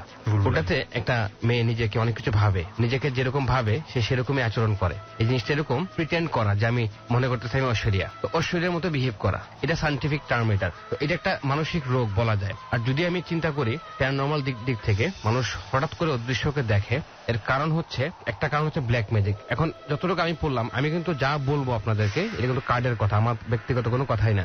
কার্ডে যে মহিলার কথা যেটা উঠছে হনুফা, ওনার শ্বশুর বাড়ির দিক থেকে সমস্যা আছে এবং ওনার স্বামী ওনাকে, ওই যে আপনারা যে বললেন যে স্বামীকে আক্রমণ করে, কথাটা ভুল। কার্ড বলতেছে স্বামী ওনার উপর বদমেজাজ দেখায়, মহিলা কখনো করে না। স্বামী ওনার উপর বদমেজাজ দেখাচ্ছে, স্বামী ওনাকে ডিস্টার্ব করে উল্টা। ওনার আশেপাশে যারা আপনারা আছেন, ওনার ছেলে মেয়ে আত্মীয় স্বজন, ওরাই ওনাকে মাথাটা নষ্ট করছে, বিগড়ে দিছে। ওদের বিহেভিয়ার কারণে মহিলা এরকম হয়ে গেছে। মহিলা কিন্তু আসলে এরকম না। আপনারা একটু ওনাকে সময় দিবেন, একটু ভালো করে কথা বলবেন। এই যে হঠাৎ করে দেখে আপনারা ওটাকে সায় দিবেন যে ঠিক আছে দেখতেছো, কি দেখো আমাকে দেখাও, এইভাবে মানে ওনাকে একটু হেল্প করবেন। কারণ ওনার মানসিক সমস্যায় উনি ভুগতেছে, যতটুকু কার্ডে দেখলাম আমি। এখানে প্যারানর্মাল কিছু আমি দেখি নাই, ওনার সাথে কোনো কিছু দেখি না, জাস্ট ব্ল্যাক ম্যাজিকের একটা সাইন আমি দেখলাম। তো এটা শ্বশুরবাড়ির দিক থেকে আসতে পারে। কিন্তু আমি বলবো পার্সোনালি মতামত যে ওনাকে একটু সাহায্য করেন, মানসিকভাবে একটু হেল্প করেন, ওনাকে একটু সহানুভূতি দেখান আপনারা। ওকে। আর একা একা কথা বলার জায়গাটা আমার কাছে কেন জানি মনে হয় মাঝে মাঝে আমিও একা একা কথা বলি, কিন্তু অনেকেই করে, এটা অনেকেই করেন। অনেক সময় দেখা গেল খুব মেজাজ বিগড়ে গেছে, একা একা দরজা জানলা বন্ধ করে ইচ্ছা মতো ঝাড়লো, এরকম হয়। এবং এটা অনেক সময় মানে সায়েন্সের যারা ডক্টর আছেন তারাও বলেন যে ইটস এ গুড স্ট্র্যাটেজি। আবার রাত দুপুরে হঠাৎ করে যদি একজন মানুষ ঘুম থেকে উঠে যদি একা একা কথা বলা শুরু করে, সেটা রিস্কি। কারণ একটা জিনিস আমি আপনাকে গত এপিসোডে বললাম যে আমাদের চারপাশে শয়তান, ইবলিস, জিন, ভূত, প্রেত, আমরা জিন আমি ডাকি, এগুলো কিন্তু আছে আমাদের আশেপাশে, সবসময় থাকে, তারা আমাদেরকে দেখে। কিন্তু আপনারা একটা জিনিস খুব ভালো করে খেয়াল রাখবেন, বাংলাদেশে রেডিওতে কখনো এই ধরনের প্রোগ্রাম এর আগে হয়নি, এটা প্রথমবার। টেলিভিশনে হয়নি। আমি একটু বারবার আপনাকে ইন্টারাপ্ট করছি, হরোস্কোপ নামে একটা ব্যাপার আছে। হরোস্কোপ তো জ্যোতিষবিদ্যা, ওটা ভিন্ন জিনিস। জ্যোতিষবিদ্যা পুরাপুরি ভিন্ন। আর ট্যারট কার্ড যে বিষয়টা, সেটা একদমই আদি এবং বাংলাদেশের জন্য একদমই প্রথম। তো একটা কথা আপনাকে বলে দিচ্ছি বারবার, নিজেকে সেফ রাখবেন এই কারণে, কারণ আমরা জানি জিনরা কথা বুঝে আমাদের। তো আমরা রেডিওর মাধ্যমে আমরা যে কথা বলতেছি, আপনারা যারা শুনতেছেন, এখন রাত 12টা অলরেডি পার হয়ে গেছে। এই যে রাত্রেবেলা জিনদের পাওয়ার সবচেয়ে বেশি হয়, এবং আপনারা যে আমার কথা শুনতেছেন, আমি যে বারবার বলতেছি যে এভাবে জিনকে ভাগাতে হয়, বিনাশ করতে হয়, ধ্বংস করতে হয়, জিনরা কিন্তু শুনতেছে। তো আপনারা যারা লিসেনার আছেন তারা একটু সেফলি থাকবেন, কারণ জিনরাও কিন্তু শুনতেছে, তারা আস্তে আস্তে কিন্তু সাহস বাড়তেছে। আপনারা নিজেদেরকে সাবধানে রাখবেন, যাতে আপনারা এই ধরনের হঠাৎ করে দেখা গেল আপনার মেজাজ বিগড়ে গেল, ঘুম ভেঙে গেল, বা বাসায় হঠাৎ করে শব্দ হচ্ছে, বা ঘরের মধ্যে হঠাৎ করে গন্ধ দেখতেছেন, সুন্দর গন্ধ বা বিশ্রী গন্ধ, এই সবই কিন্তু জিনের কাজ। এই ক্ষেত্রে আপনারা একটু সাবধান থাকবেন, দোয়া দরুদ পড়বেন, এই প্রোগ্রাম শোনার আগে নিজেকে একটু বাঁচিয়ে রাখবেন। জি, একটা টেক্সট আমি একটু পড়ি। নাহিদ, বয়স হচ্ছে 21, মেডিকেলের প্রথম বর্ষে পড়ি। আমি একটি কারণে 3 বছর আগে ব্ল্যাক ম্যাজিকে জড়িয়ে পড়ি, মানে নিজে ব্ল্যাক ম্যাজিক করতো। আচ্ছা, এখন আমি নানা রকমের সমস্যায় ভুগছি, ঠিকভাবে পড়ালেখা করতে পারছি না, বাসার মানুষের সাথেও সম্পর্ক খারাপ হচ্ছে, এখন আমি কি করতে পারি? দেখেন, আসলে আমার এই ব্ল্যাক ম্যাজিক আমি জানি কোনটা কিভাবে করতে হয়, কি করলে কি হয়, কিন্তু আমি কখনো এগুলো প্র্যাকটিস করি না। এগুলার এফেক্ট এত খারাপ যে আপনার সারা জীবন আপনাকে ভোগাবে, মৃত্যুর আগ পর্যন্ত ভোগাবে, ইভেন মৃত্যুর পরেও আপনি ভুগবেন। তো এই নাহিদ ভাই, আপনি কিন্তু পরিষ্কার বলেননি আপনি কিভাবে ব্ল্যাক ম্যাজিক করেছেন। ব্ল্যাক ম্যাজিক কিন্তু শ্মশানে গিয়ে করতে হয়, শ্মশানের মধ্যে একটা মাটির কলসি থাকে, সেই কলসি অনেক কিছু করা যায়। ডিটেলস বলবো না রেডিওতে, জাস্ট বলবো আপনি কিন্তু আমাদেরকে বলেননি আপনি কিভাবে ব্ল্যাক ম্যাজিক করছেন, কিভাবে করছেন, কোথায় করছেন, এবং সময়টা কোন সময় ছিল। টাইম একটা অনেক বড় ফ্যাক্ট ব্ল্যাক ম্যাজিকের জন্য, সেটা কিছু বলেননি, আমরা কিছু সমাধান দিতে এই মুহূর্তে সম্ভব না। ওকে, বাট আমরা অবশ্যই আপনাকে ইন্সপায়ার করবো না আপনি ব্ল্যাক ম্যাজিকে থাকেন। বিশেষ করে ব্ল্যাক ম্যাজিক যারা করেন তারা প্রত্যেকেই খারাপ কাজ করছেন, এবং আপনারা এখান থেকে বের হয়ে আসুন। ওকে, এখানে একটা কথা বলি, সেটা হচ্ছে ট্যারট কার্ড নিয়ে আমিও তো মোটামুটি ইনভলভ হয়ে গেছি আপনার সঙ্গে। আপনি যেটা বারবার বলেন যে এটা রিড করলে একটা সমস্যা হবে, সাইড ইফেক্ট আছে, কালকে 99% এফেক্ট করার সম্ভাবনা আছে। সেই বিষয়ে আমি একটু বলতে চাই। কালকে একটু আমার যে ঘটনাটা ঘটলো, সেটা হচ্ছে যে কালকে বাইকটা আমি হাইড্রোলিক লক করে কোন একটা জায়গায় কাজে গেছি, এবং আসার পরে হাইড্রোলিক লক খুলতে ভুলে গেছি। স্টার্ট দিয়েছি, বাইকটা মুভ করেছে, পিছনে একজন ছিল পিলিয়ন সহ, থাম করে ব্রেক হলো, এবং আমি সব পুরোটা কন্ট্রোল করলাম, বাইকটা পড়ে যায়নি। কিন্তু অদ্ভুত বিষয় হচ্ছে আমার বাম পাশের হাতের এই যে কেনো আঙ্গুলটার এই রকটা কোন একটা জায়গায় মোচড় খেয়েছে, এবং আমি প্রচুর ব্যথা পাচ্ছি। আজকে আমার কথা বলতেও কষ্ট হচ্ছে ব্যথার কারণে। আমার তো কন্ট্রোল করে ফেলেছি, ঠিক উইদিন 2 or 3 সেকেন্ডের মধ্যে ওই জায়গা দিয়ে একটা বাস ঢুকলো এবং বাসের নিচে প্রায় 50 এক লোক 50cc যে হোন্ডা গুলো চালায় সেই পুরোনো আমলের একদম প্রায় বাসের নিচে চলে গেছে, পুরা বাইকটা ভেঙে গুঁড়ো গুঁড়ো। ভদ্রলোকের পাশে এসে উল্টায় পড়লো, ভদ্রলোক কোন রকম ভাবে সেভ হলো। আমি যদি এই ধরনের প্যারানর্মাল অ্যাক্টিভিটিস বিলিভ করা মানুষ হই, তাহলে আমি নিশ্চয়ই বলবো যে হ্যাঁ এই যে ট্যারট কার্ড রিড করলাম যে কারণে আমার উপর দিয়ে যাচ্ছে, কিন্তু আমি ওই ধরনের বিলিভার না। আমি এটাকে খুব স্বাভাবিকভাবেই নিয়েছি। আমি ঘটনা এই কারণেই বললাম যে আমাদের যারা লিসনার এখানে আছে, আমি কিবরিয়া ব্যক্তিগতভাবে এই জিনিসটাকে খুব ইন্টারেস্টিং মনে করি। ইন্টারেস্টিং মনে করে মানে এরকম না যে 100% সেটাকে আপনার বিলিভ করতে হবে।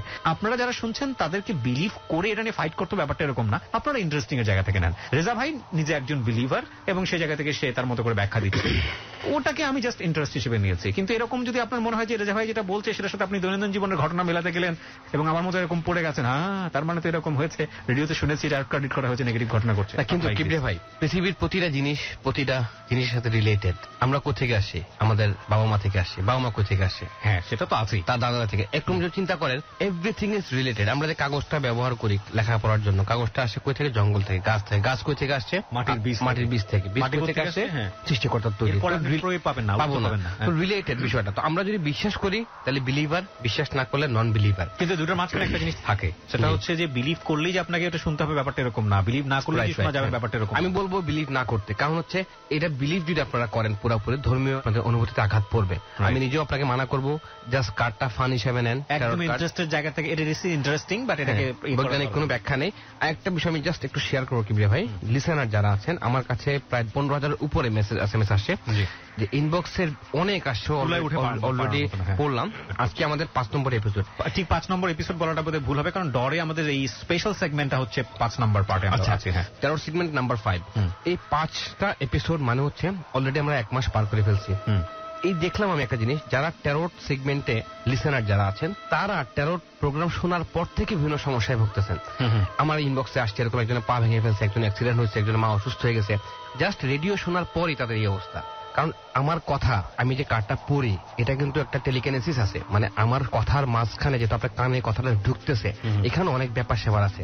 ওকে, একটা টেস্ট একটু পড়তে চাই, সেটা হচ্ছে অ্যানোনিমাস নামের একজন বন্ধু লিখেছেন, subject hello 8920। Is it subject hello 8920? Okay, hello, I am 51, university graduate, youngest family member, currently living in Dhaka. My talk is about the marriage of my parents. Amma passed away long back, who were basically from two very, very different social class, and hence we siblings are still confronting difficulties in social life due to it. আমি ঠিক বুঝলাম না, আপনি hello 8920 এর জন্য যদি text করে থাকেন তাহলে আপনাকে আমরা ইন্সপায়ার করব স্পেশালি কল করার জন্য 096138928892। আমি আবারও বলছি 096138928892। এই অনুষ্ঠানটি প্রচারিত হচ্ছে প্রতি বুধবার রাত 11টায়। আমি আরজি কিবরিয়া করে আসছি। I think this is a mother program of all kind of live studio based program in ABC radio, especially JBSB or whatever it is.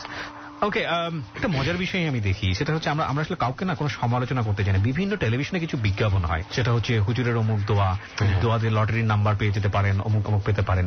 এই বিষয়গুলো তো ওগুলো খুব হাস্যকর। এখানে একটা বিষয় কিবরিয়া ভাই, ভালো কথা বলছেন আপনি।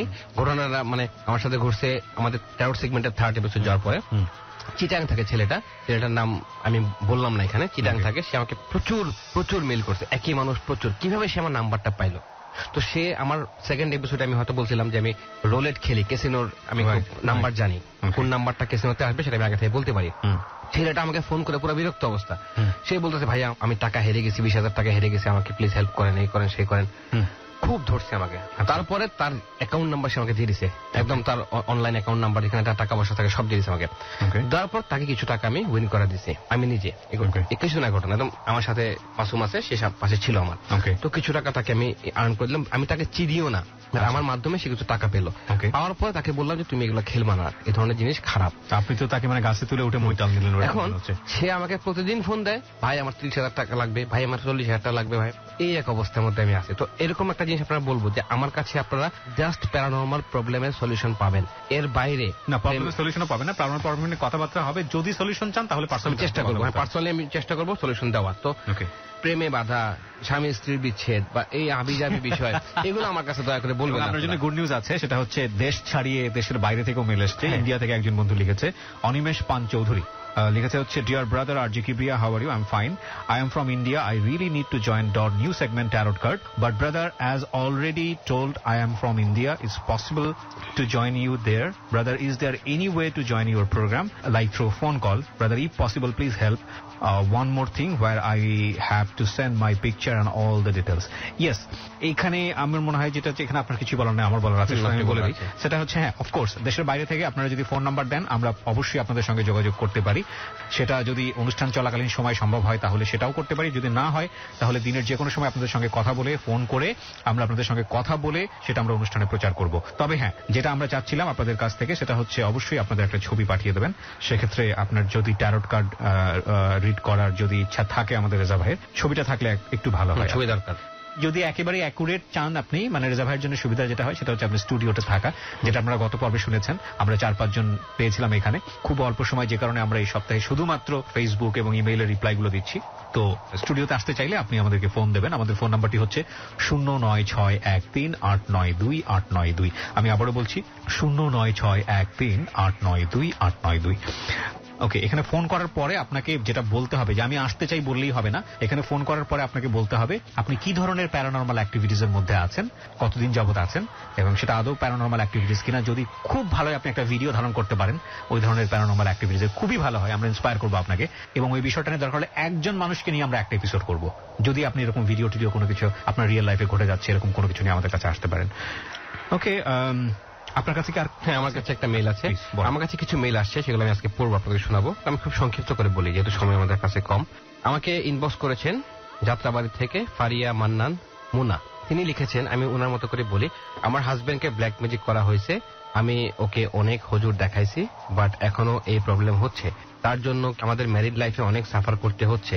এই জন্য আমার হাজবেন্ডের ইনকাম সাইডের প্রবলেম হচ্ছে।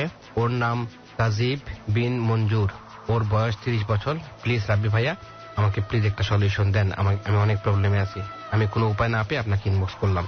তো মোনা, আপনার যে ট্যারট কার্ডটা আমি রিড করেছি অলরেডি, তো সেখানে আমি দেখতেছি আপনার বিয়ে হয়েছে জুলাই মাসে। জুলাই মাসে আপনার বিয়ে, আজকে থেকে প্রায় আমি কার্ডে দেখতেছি প্রায় 6 বছর আগে আপনার বিয়ে হয়েছে। আপনার লেখাপড়া খুব খারাপ ছিলেন, আর আপনাদের আগে খুব ভালো সম্পর্ক ছিল, দিন দিন সেটা খারাপ হয়ে যাচ্ছে। এখন রিলেশন খুবই খারাপ। আর আপনাদের বিয়ের বয়স প্রায় 5 বছরের কাছাকাছি, কিন্তু বাচ্চা কাচ্চা কেন হচ্ছে না সেটার জন্য আসলে অনেক বিষয় বলা যায়। যেহেতু সময় স্বল্পতা, আপনি আমাকে ইনবক্স করতে পারেন, আমি সেটার বিস্তারিত আনসার করব। এবং আপনার যে ব্ল্যাক ম্যাজিক কাটানোর জন্য যে বিষয়টা, ব্ল্যাক ম্যাজিকে কি এফেক্ট হচ্ছে সেগুলো তো আপনি বলেননি। শুধু ইনকামের সমস্যা হচ্ছে বা হাজবেন্ডের ব্যবহার খারাপ, এটা আসলে ব্ল্যাক ম্যাজিকের সাইনের মধ্যে একটা সাইন যদিও, কিন্তু আমাকে আরো জানতে হবে বিস্তারিত। আপনি কোন বিজ্ঞ আলেমের কাছে যান, যাদের সমাজে ভালো অ্যাকসেপ্টেন্স আছে, যারা আসলেই মানুষের হেল্প করতে বসে, যারা কোনো টাকা পয়সা নেয় না, এরকম কোনো হুজুর বা আলেমের কাছে যান। তারপর যদি সলিউশন না হয়, আমি তো আপনাদের জন্য রয়েছি।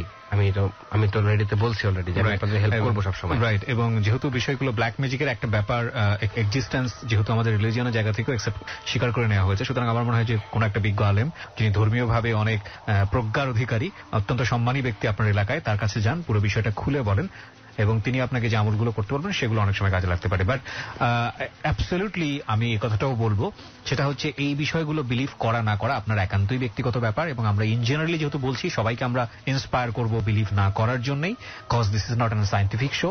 এইটাকে শুধু ফান হিসেবেই নেওয়া, ইন্টারেস্টের জায়গা থেকে নেওয়াটাই আমি মনে করি গ্রহণযোগ্য। যদি আপনি পুরোপুরি লজিক্যাল ম্যান হয়ে থাকেন তাহলে অফকোর্স আপনি ডাক্তারের পরামর্শ হন, আপনি একজন সাইকিয়াট্রিস্টের কাছে যান, এবং সেটাই মনে করি আমি বেস্ট। আর এটাকে জাস্ট একটা ওই যে হরর মুভি, টিকিট কেটে হরর মুভি যেরকম কোনো লজিক ছাড়াই আমরা দেখতে যাই, এবং ফিকশনের জায়গা থেকে যেভাবে আপনাকে বলি যে আমরা যেরকম সুপার হিরোদের মুভি দেখতে পছন্দ করি, সেই জায়গাটা থেকে আপনার মনে হতে পারে আপনি 1 ঘন্টা একটা ইলিউশনের মধ্যে আছেন, আপনি একটু মজা নিচ্ছেন, just feel like this, that is enough for us. Okay, এইখানে একটা টেক্সট একটু পড়তে চাই। সাকিব রায়হান রোহিত নামের একজন।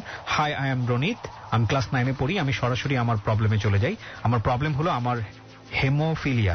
I don't have any idea about haemophilia. এটা কি আপনার কোনো আইডিয়া আছে? হেমোফিলিয়া একটা রোগ, এটা রক্ত জমাট বাধা শক্তি কম। আপনি চাইলে গুগলে সার্চ করে দেখতে পারেন হেমোফিলিয়া, চক্রিকাটা কমে যায় রক্ত থেকে। আমার এই রোগের পেছনে অনেক টাকা খরচ হলেও কোনো ফল পাইনি। ডরের ট্যারট কার্ড সেগমেন্টে শুনলাম রেজা ভাই ট্যারট কার্ড হেল্প করতে পারবে, কিন্তু আমার ভয় হয় সাইড ইফেক্টে। আমার মনে হয় এটা ব্যাপারে কিছু আসলে উনি যেহেতু ডাক্তারি চিকিৎসা করে ফল পায়নি, আপনি যেটা করতে পারেন সেটা হচ্ছে রেইকি, REIKI, রেইকি। আমি এক্সপার্ট যদিও, কিন্তু আসলে আমার পক্ষে মানুষের বাড়ি বাড়ি গিয়ে চিকিৎসা করা পসিবল না। তো আপনি যদি রেকি কোনো এক্সপার্ট বাংলাদেশে খুঁজে পান, তিনি আপনার এই প্রবলেমের সলিউশন করতে পারবেন। যেহেতু ডাক্তার, আপনি আপনার ভাষ্য মতো ডাক্তাররা ফেল, যেহেতু ডাক্তাররা ফেল, আপনার কোথায় যাবেন? আপনার যাওয়ার রাস্তা নেই কোথাও।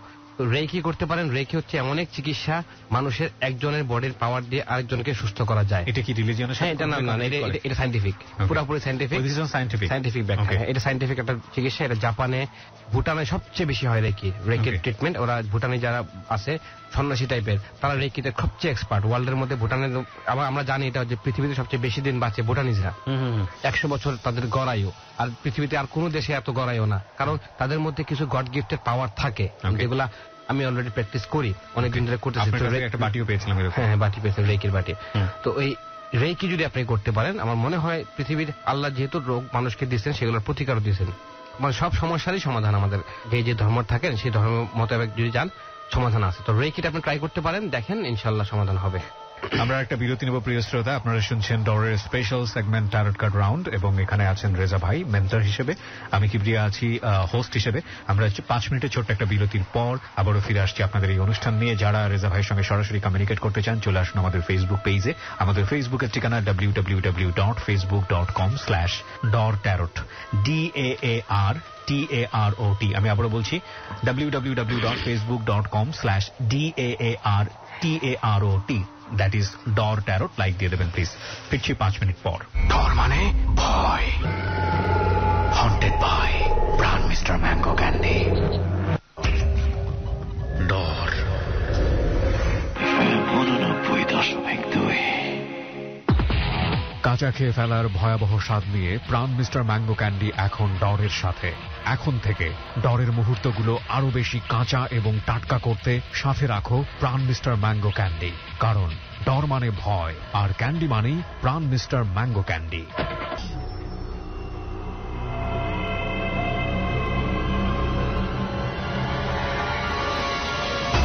ডর মানে ভয়, হন্টেড বাই প্রাণ মিস্টার ম্যাঙ্গো ক্যান্ডি।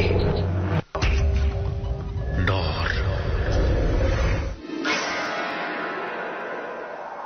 বিরতির পর প্রিয় শ্রোতা আরো একবার স্বাগত জানাচ্ছি ডরে। আপনারা ডর শুনছেন, ডরের special round, special segment tarot card রাউন্ডে। আমি কিবরিয়া এবং আমার সঙ্গে রয়েছে রেজা ভাই। আমরা আজকে বেসিক্যালি মেইল এবং যারা আমাদেরকে ফেসবুক ইনবক্স করেছেন তাদের সেগুলো উত্তর দেওয়ার চেষ্টা করছি। রেজা ভাই, বেশ কিছু ইনবক্স বোধহয় আপনার কাছে আছে। এখানে আমার কাছে একটা লেটার আসছে ইনবক্সে, এমডি হাসান খান। তিনি লিখেছেন, এই একটা স্কুলের ছবি দিয়েছেন আমাকে, ছবি দিয়ে বলেছেন যে ক্লাস 1 থেকে 5 পর্যন্ত পড়ানো হয়, সেই স্কুলে কোনো সাহায্য করা যায় কিনা। তো আমি সবসময় বলছি আপনাদেরকে যে আমি একটা প্রতিষ্ঠান চালাই, ব্যবসায়িক প্রতিষ্ঠান, এটা হচ্ছে মোটরসাইকেলের সিকিউরিটি। নামটা আমি বলবো না এখন, কোনো একদিন সময় হলে বলবো। আমরা সেটার লভ্যাংশ দিয়ে দিই গরিব বাচ্চাদেরকে, যারা এতিম বা গরিব বাচ্চা, যাদের পড়াশোনা দরকার কিন্তু টাকা পাচ্ছে না, তাদেরকে দিয়ে দিই। তো ওনার ঠিকানা হচ্ছে গোয়ালন্দ বাজার, রাজবাড়ি। তো আমরাও ভাই হাসান ভাই, আমরা অবশ্যই আপনার এখানে আসবো, এসে যতটুকু পারি সাহায্য করে যাবো। তারপরে একটা ইমেল আসছে আমাদের কাছে, আমি একটু দেখি। ইমতিয়াজ হোসেন, তিনি লিখেছেন, আসসালামু আলাইকুম রেজা ভাই, ইনশাআল্লাহ আশা করি আল্লাহ পাকের রহমতে ভালো আছেন। আমি আপনার মতো এক্সপার্ট না, কিন্তু জিন জাতি নিয়ে 12 বছর যাবত রিসার্চ করছি। এমনকি কোটি কোটি টাকার মালিক ছিলাম আমি, এখন রাস্তার ফকির। অনেকের সমস্যা সমাধান করেছি, জিন জাতীয়, ব্ল্যাক ম্যাজিক জাতীয়। তো এখন গত 3 বছর যাবত আমি খুব সমস্যায় ভুগতেছি। আশা করি আপনার কাছে চেষ্টা করলে সমাধান পাওয়া যাবে।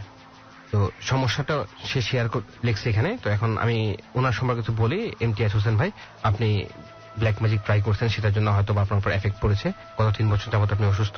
আপনি বিয়ে করেছেন জুন মাসে, আজকে থেকে প্রায় 7 থেকে 8 বছর আগে বিয়ে করেছেন আপনি। আপনার ম্যারিড লাইফে খুব সমস্যা আপনি আছেন। এটা কিন্তু কার্ডের ভাষা, কার্ড বলতেছে আপনার বিয়ে যেহেতু জুন মাসে, কার্ড বলতেছে আপনার জন্ম হয়েছে মে মাসে, এবং আপনি একটা ব্যবসা চালাচ্ছেন অলরেডি। কার্ড বলতেছে একটা ব্যবসা চালাচ্ছেন, ব্যবসার তো লাভ হচ্ছে না। তো এটাই বলবো আপনাকে যে আপনার এগুলা প্র্যাকটিস বাদ দেন, ট্যারট কার্ড প্র্যাকটিস করা বা ব্ল্যাক ম্যাজিকটা বাদ দেন। যেহেতু আমি জানি কিভাবে প্রোটেকশন দিতে হয়, আপনি হয়তো জানতেন না, সেই জন্য আপনি আজকে ভুক্তভোগী। তারপর আমাদের কাছে মেল আসছে আশিক আর রহমান ইসমাম। তিনি লিখেছেন আমাদেরকে, উনি মগবাজার থেকে লিখেছেন, ওনার বয়স হচ্ছে মাত্র 13। এখানে একটা বিষয়, যারা ছোট, একদম ছোট বয়সে ছোট, তারা চেষ্টা করবেন এইসব থেকে দূরে থাকতে। ব্ল্যাক ম্যাজিক, ট্যারট কার্ড বা জিন জাতি সম্পর্কে জানা, এগুলো নিয়ে প্র্যাকটিস করা, একটু দূরে থাকবেন। যেহেতু আপনার প্রাপ্তবয়স্ক এখন হননি, চেষ্টা করবেন দূরে থাকার, নাহলে তো আপনার বাপ মা কিন্তু আমাদেরকে বকা দিবে যে কি রেডিও শুনে বাচ্চা নষ্ট হয়ে যাচ্ছে। যাই হোক, আপনাদের উনি লিখছে আমাদেরকে জেএসসি তে বৃত্তি পাবো কিনা উনি জানতে যাচ্ছে। আমি আপনার কার্ডটা পড়ে দেখলাম আপনি টিভি খুব বেশি দেখেন এবং ফ্যামিলির কথা শুনেন না, তো আপনি ফ্যামিলির কথা শুনবেন, টিভি কম দেখবেন, পড়াশোনায় মনোযোগ দেন, ইনশাআল্লাহ রেজাল্ট ভালো হবে। এরকম অসংখ্য মেসেজ আমাদের কাছে আসছে, আমরা দেখি একটা একটা করে পড়বো। একটা মেয়ে লিখেছেন আমাদেরকে, বন্যা আক্তার, উনি লিখেছেন আমার পার্সোনাল প্রবলেম আছে, আমি খুব অসহায় অস্বাস্থ্য, লেখাটা আসলে বোঝা যাচ্ছে না ঠিক মতো, ওনার রিলেশন নিয়ে কোনো একটা সমস্যার মধ্যে উনি ভুগছেন আর ওনার মেন্টালিটি অনেক উইক হয়ে গেছে। তো আমরা এই ধরনের প্রবলেমের সলিউশন দিব না কখনো, হ্যাঁ, কারণ এটা কিন্তু প্যারানর্মাল প্রবলেম না। আপনাদেরকে বারবার বলতেছি আপনার প্যারানর্মাল প্রবলেম পাঠান, এই ব্যক্তিগত সমস্যা, পরিবারের সমস্যা এগুলো দিবেন না দয়া করে। যাই হোক, আরেকটা ইমেল এসেছে আমাদের কাছে, মোহাম্মদ শাহরিয়ার নাফিস, বাসা উত্তরা, ফোন নাম্বার তিনি দিয়েছেন। তিনি লিখেছেন স্টুডিওতে আসতে পারবো না, এই জন্য দুঃখিত। রেজা ভাইয়া আসসালামু আলাইকুম, আমি রবিন উত্তরা থেকে। ভাইয়া আমি ট্যারট কার্ড রিড করতে চাই না, আমার সমস্যা শুরু 2013 থেকে। সমস্যাটা এইরকম, আমি কলেজের ফার্স্ট ইয়ারে, তখন দিনটা মনে নেই, ওই দিন বিকেলে আমি প্রাইভেট পড়তে যাব, তো দুপুরে ঘুম থেকে উঠে শোবার আগে আমি সবসময় বালিশের নিচে ফোনটা রেখে ঘুমাই, কিন্তু সেদিন উঠে দেখি বালিশের নিচে ফোনটি নাই, বাসার কোথাও ফোনটি খুঁজে পাচ্ছি না, ফোনে ফোন দিচ্ছি, ফোনে রিং হচ্ছে কিন্তু কেউ ফোন ধরতেছে না। তো এই ফোন নাই, ফোন এরকম প্রতিদিনই একটা করে ফোন হারাচ্ছে, আমার ফোন আর মায়ের ফোন, সবার ফোন, মানে উনি লেখাটা একটু অস্পষ্ট, তারপরও আমি চেষ্টা করছি পড়ার। উনি এরকম বোঝাতে চাচ্ছে এই পর্যন্ত 15 বার উনি ফোন হারিয়েছেন এবং ঠিক বাসা থেকে, এবং উনি অনেক হুজুর কবিরাজ দেখিয়েছেন, হুজুররা বলেছে যে ভোরকালি একটা মহিলা এবং একটা পুরুষ এসে ফোনটা নিয়ে গেছে, কিন্তু ওদের বাসায় বিগত কয়েক বছরেও এরকম ভোরকালি মহিলা এবং পুরুষ আসেনি ওনাদের মতো। তো এর মানে কবিরাজটা যেটা বলেছে সেটা ভুল বলেছে। তো একটা কথা উনি বলেছেন যে 24শে আগস্ট আমার একটা বোন মারা যায় আম্মুর গর্ভে। ভাই আমি হচ্ছে মেজো ভাই আমাদের ভাই বোনের মধ্যে। তো সমস্যা শুরু হয়, একটা বই ছিল বাসায় নাকি, একটা অনেক আগের একটা বই ছিল, বইয়ের মধ্যে পুরনো বই যেটা আমাদের ভূত জিন নিয়ে লেখা, সেই বইটি পানিতে ফেলে দেয় উনি, তারপর থেকে সমস্যা শুরু হয়। তো ভাইয়া আপনাকে এটা বলবো, আমি আপনার কথা একটা জিনিস বলি, আপনাদের বাসায় সবাইকে ব্ল্যাক ম্যাজিক করা হয়েছে, এখানে কার্ড বলতেছে আপনাদের বাসার সবাইকে এক টানা করা হয়েছে, সবাইকে একসাথে। আপনার যে সমস্যাটার কথা বলতেছেন সেগুলো যদি সত্য হয়ে থাকে তাহলে সবাইকে ব্ল্যাক ম্যাজিক করা হয়েছে। আপনার মা কিন্তু খুব নামাজি এবং আল্লাহ ভীরু, এটা খেয়াল রাখবেন।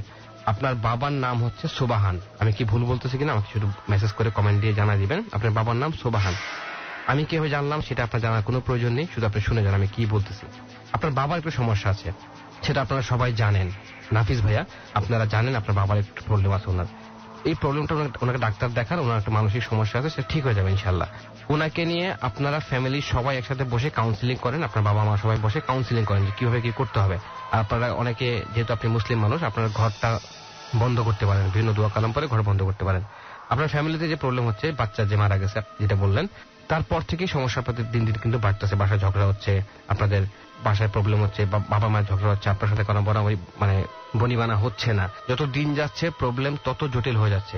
তো আপনার যে প্রবলেমটা সেটা সলিউশন যদি আমি দিতে চাই, যেহেতু আপনার প্রবলেমটা জটিল, এটা অবশ্যই প্যারানর্মাল, আপনি সরাসরি রেডিওতে চলে আসুন আমাদের কাছে, যেহেতু আপনাদের বাসা উত্তরাতে, আপনি আসলে খুব বেটার হয়, আপনার সাথে কথা বলে একটা সলিউশন আমি দিতে পারবো। ধন্যবাদ। ওকে, আমাদের আজকে এখানেই শেষ করতে হবে। আমরা স্পেশালি আপনাদেরকে বারবার যেটা বলবো সেটা হচ্ছে, রেজা ভাই মূলত অ্যাক্টিভ থাকেন যে পেজটিতে, সেটা হচ্ছে আমাদের ফেসবুক পেজ, এবং ওখানে আসলে যে পরিমাণ টেক্সট আসে সেখানে উনি যেটাতে ইন্টারেস্ট ফিল করেন তার সঙ্গেই উনি কথা বলেন।